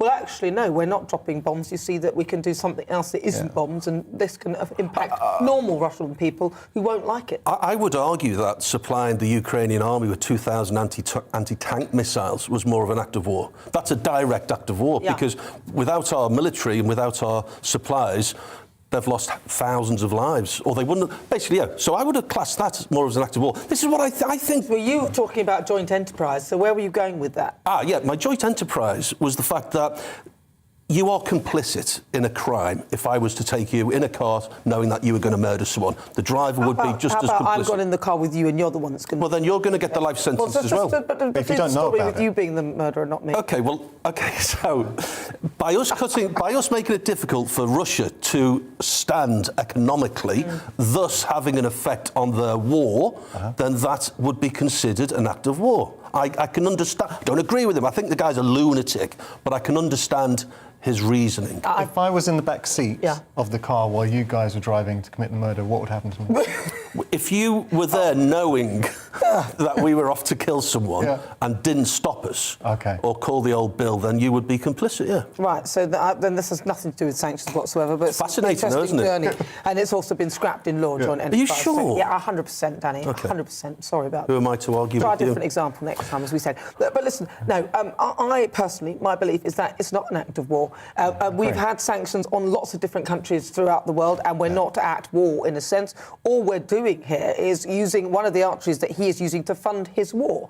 So by using sanctions and also getting the Russian people to say, hold on a minute, my Visa card doesn't work. I mean, I was very pleased to see Visa and MasterCard pulling out. And the thing is, that's not a sanction that we have imposed. These are companies making a moral decision, in particular Visa, because I watched the boss of Visa talk about why he's doing this, and in particular, and they said, well, they don't like what they're seeing. So companies are making their own decisions, and he can't control it. He doesn't like it. I totally agree with you. Another aspect of that is if you're on social media now, a lot of people with social media, when we're talking about COVID, would have seen bots. Bots were heavily influencing the narrative. Bots, so made-up accounts. So it's basically, it's not a real person, and it's just spreading misinformation. Now all those bots, which the allegations are that Russia has staked behind it, are directing that misinformation on social media to the Ukraine. So it's all about the Ukraine. So it's showing that information is key, heart and minds. And what these sanctions are doing is getting across to the Russian people what's going on. Yeah, it's a way of communication, I think, and also for them to question what they're seeing, because I was reading and listening about the actual... there was a poll about the Russian people. I think it was something like over 60% supported Putin in the war. So, and it's partly because of the information they've been hearing, and also when a story is told, that story is told in a very different way. So they're not allowed to call it a war. Or, for example, there was one particular clip, and I think it was basically... It was basically some fighting or whatever, but the whole story behind the fighting was totally changed for the Russian people. In Russia now, they've changed the law in Russia, so if you call it a war, then you can get 15 years in prison. 2 news stations, the employees have walked out en masse because of this, because they're only allowed to call it special operations. You're not allowed to speak out. They really are trying to control the narrative. Yeah, well, I mean, this is the thing, but the show's nothing without you and your views. We can't control the narrative, so let's get you to do it, and welcome our great British voice, your opportunity to be on the show and tell us what you think about what we're discussing. And Gareth Wynne-Jones is a farmer from North Wales. Gareth, thank you so much for joining us. So are sanctions an act of war in your view? No, not really. We should be putting more sanctions on these people, especially Putin.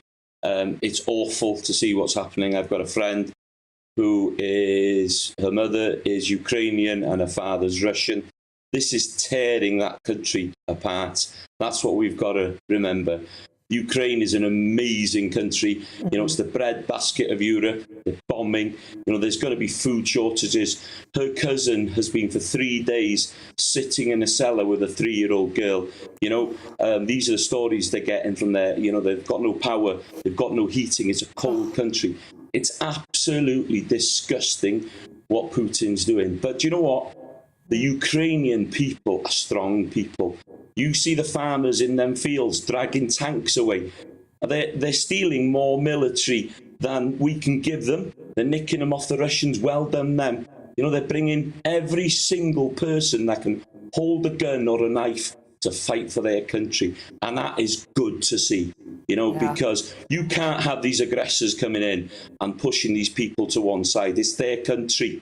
You know, let them live their lives. And they have got so much connections with Russia. That's the sad thing.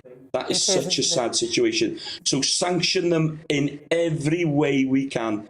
If we don't, we're a disgrace. We're a disgrace as a people, because anybody in London, and we know there's a lot of money down there, squash it, take it off them, make them poor, because they are giving the money back to Putin so he can fund his wars, and that's how it works. So stop them at that cow. Thank you, Gareth. That's Gareth Wynne-Jones. He's there in North Wales. See, so that's what he's saying. I love North Wales, a lovely place, by the way. But he's got some very strong points there and made very, very emotionally. Yeah, and it's good points as well. I think Putin is a bully, and for him to come out and say sanctions are an act of war, he's trying to scare the West, and obviously he did that with raising the alert for their nuclear capacity as well. He's just a bully. He's trying to scare us. Well, that's the thing, and the thing is, he has used his biggest card too soon. So if you say, "Well, I'm going to press a button and I'll do that," and then we do something else, they go, "Well, what are you going to do now? Because you've already said you're going to do that, and we're still putting the sanctions on you. What's next?" I mean, he's used his trump card at the very beginning of the game. It's like if you're doing something, if you start at the top, the only place you can start to tumble is up, that is down. So where's he going to go from there? There's nowhere beyond nuclear weapons, because you destroy the world, frankly. And at that point, all his money can't buy him his life. So it doesn't make any sense. Putin is a master strategist. He's like a chess player. In fact, he would be a world champion chess player. Back in 2018, he said that there wouldn't be a world without Russia, OK? Yesterday, amongst air stewardesses, and bearing in mind that it's being filmed by his mob. Yes, I saw that. He suggested that there could be a nuclear attack. All of these by piecemeal, little bits and snippets. Back in 2018, he knew what he was going to do in 2022. Yes, he'd planned it. Yeah. Now, I don't think he would push the nuclear button, but he's got us all convinced, because of little statements like this, that he will push the nuclear button. I think that he started off convincing us, but then because he said it and he did it too soon, and then nothing has happened, which is thankful, and now he's complaining. He's not happy with the fact that he hadn't anticipated this in his chess game. Unfortunately, he's now realising that you can have a war and there's many different ways of playing it, and one of them is actually sanctions, which I don't think are an act of war, but they're definitely a sneaky way of ensuring that that war is unfunded, so he can't have a war. So today I'm asking, are sanctions an act of war? And I'm wondering what you're going to say, because a lot of you have been in touch.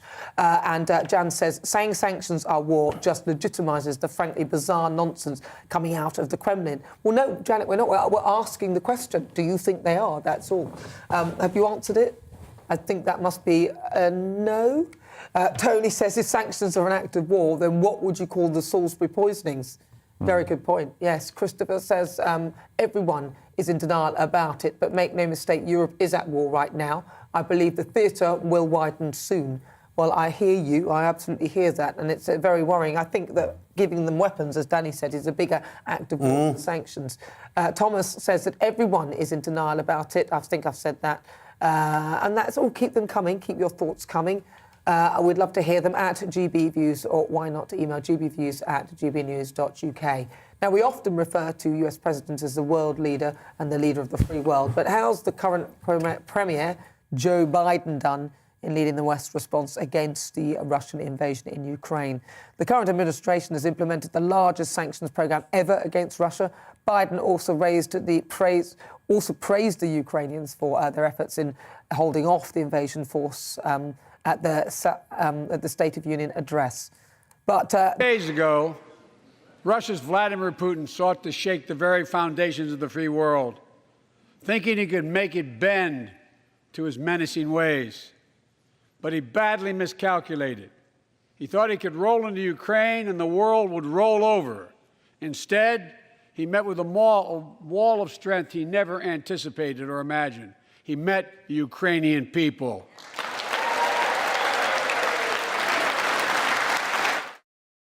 he did say the Ukrainian people, not the Iranian people, because I think the last time he made that mistake, do you remember? But there's been criticism from the opposition Republicans who say that he hasn't been strong enough against Putin.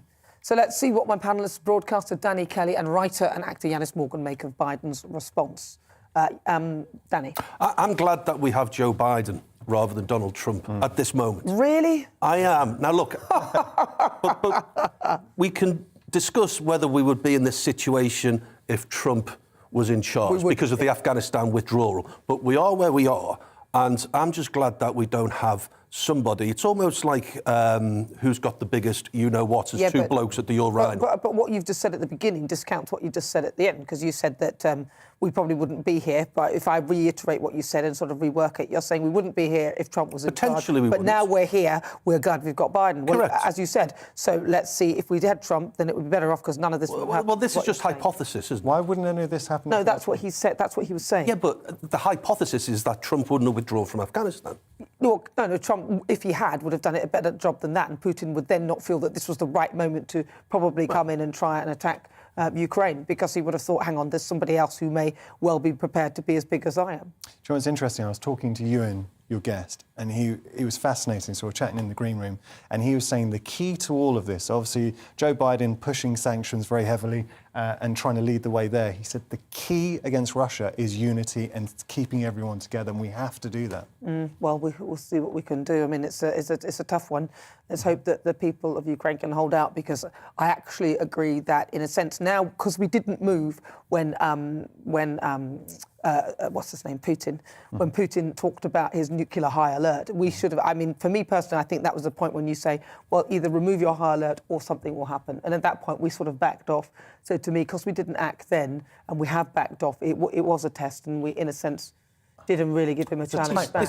Forgive me, but this is the danger of Donald Trumpism, by actually bluffing and saying, OK, if you don't do it, we'll do it. See, this is where... No, I didn't say we'll do that, but we'll do something else. I didn't say that. OK, but if you don't do that, you take them off high alert. OK, so how do you... We should have asked him to back off. So with a nuclear threat, how do you tackle a nuclear threat without another nuclear threat? Well, you could have said, no, you don't need to do that. You just say either do that or we'll impose this and that and that and that sanction on you. We could have used the sanctions instead of imposing them after he's done things. I would have started to use things that I have to try and stop him from going further. But the sanctions came first, the nuclear threat came second. Yes, but you could offer more sanctions. At that point, all we did was back off. I'm saying that we could have offered something. I mean, I don't know. I think if it had been there, I think that Donald Trump might have even said something like, we'll do something to Moscow or something. And I think that you know, I actually think that we should have had some sort of counteracting of that instead of just backing off.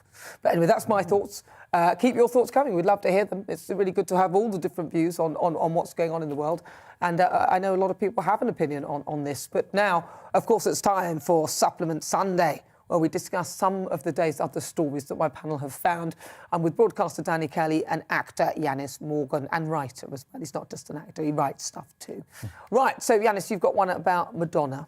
So, Madonna on social media, she's been at it again. She posted some pictures using a filter. It's a baby face filter made her now. Madonna's 63, made her look 20. There's been a lot of backlash from her fans saying it's creepy and she should age gracefully. Do you think? Well, let's see. What about you guys? We've got the pictures here. This is Madonna. Who's that? Exactly. That's now this Madonna. is she's just posted. This is a picture of Madonna that she's posted. You can go and check her out on her Instagram. And so we thought we'd try this on you. And really? Yeah. Let's take a look. Here they are. This is Danny. This is Danny as a baby with our wonderful filter. Okay. Now, can you see? It looks exactly the same. This is what we were saying. You must go and have a look online. Check us out on. And then this is Yanis. This is Yanis. Yanis. Let's see Yanis. Let's bring it up. Where is Here he comes. He's on. But it's exactly the same. No, the filter's on. The No. filter I don't does even know which make one you the look filter better. Yeah, you can't tell. I mean, with me, you couldn't tell which one was the filtered one. That's because you look like a giant baby. With Yanis, you can tell. All right, now listen. Okay, let's move on. Do you ever struggle to open jars? Well, there's a solution, and I'm going to show you. Actually, no, I'm not going to show you. I'm going to get Yanis to show you. All right. Put on those gloves. Go on. I have to put them both on, do I? OK, so let me explain. So what I've done here is apparently the best way to open a jar is actually to use rubber gloves. A lot of people tend to put some water on top of there. This is a typical Friday night I've never for Yanis. met. Go on, My get hairy on with Greek it, hands have never met a jar. So now Yanis is now... See you how go. easy that was? Okay. See? So there's a special way. This is the way to do it with rubber gloves, you see? Yeah, So very good. Yeah. Did you know that, Danny? Did I? Well, I don't need rubber gloves, unlike you, because I could have opened it without rubber gloves. If we were both in a car driving somewhere, To would I murder need to someone. wear gloves like this? Honestly. Joint enterprise. Yes, well, seriously, listen, it's been fun, you guys. You've been a good laugh today. So that is a special trick, and at home, I hope you see that. That's a good tip. I do that all the time. But on today's show, we've been asking, would you be prepared to fight for your country? And according to the Twitter poll, 76% of you said yes, and only 24% of you say no. You see? Well, guys, would you be prepared to fight for your country? Danny? Of course. You would? As a militia, yeah. As a militia? As a militia. Well, I would. Nambo! Nambo. We need a movie. We need a movie. Men would pay a lot of money to see you in military fatigues. Do you think so? I'd have like I said, I'd have the little. Yeah. I should get some of my makeup. I've got some of it down there. I could have done my whole thing, and the camouflage, and then a little belt with the bullets on the back and all that stuff. I want to see it. Wow. Nice shoes. I think I'd have to go. Some nice shoes. You're nice fighting for your life, woman. Some heels. Yeah. I think that wouldn't work out well. I think that's where I've gone wrong. Well, listen, I've got to say, so thank you so much to my panellists. Danny Kelly, broadcaster, really good to have your company. Thank you. And also the fabulous Yanis Morgan. When are you back? Thank you very much. Sunday. You're back next week? Inshallah. Inshallah. God willing. A couple of weeks. Lovely. Well, I've got to say, and thank you to you for your company. It's been a pleasure as ever. I'll be back on Friday at 4. You can catch up with us on the GB News app, and you can have a quick look at Yanis and Danny in youth face. I'll leave you with the weather forecast. Enjoy your Sunday, and I'll see you same time, same place on Friday at 4 next week. Looking ahead to this evening's weather, and the UK's looking fine and dry for most of us, but turning chilly under clear skies. Let's take a look at those details. After a fairly cloudy afternoon, there'll be some clear spells this evening across the southwest of England, especially in the east of this region, feeling a little chilly. Further east, it will remain dry this evening with cloudier skies to the south of London, keeping a frost at bay, clearer to the north. For Wales, it will be a chilly and cloudy evening, though clearer skies closer to the west coast will mean an early frost will develop. For the Midlands, it will be dry for all this evening, clear skies across the west coast with a frost here. Further inland, a little mild under the cloudier skies, but still feeling chilly. Across the northeast of England, many will see clear and starry skies this evening, which by morning will mean there will be a widespread frost with lows of -4 degrees Celsius. Similarly, across Scotland, most will see a clear, calm and frosty night, though closer to the coast it should stay just above freezing with a stronger breeze in the west. Northern Ireland will also see a dry and clear night, though it will be a little breezy, which means that frost will be restricted to sheltered, low-lying areas. Another dry and fine day on Monday across the UK, with the best of the sunshine across the north once again. That's how the weather is shaping up overnight and into tomorrow morning. On Mark Dolan tonight, in my big opinion, the lazy, complacent West have played right into Putin's hands. We'll speak to the top author of a book on how China were the real winners of this pandemic. Some fun with my alternative news headlines, tonight featuring social media influencer Molly May.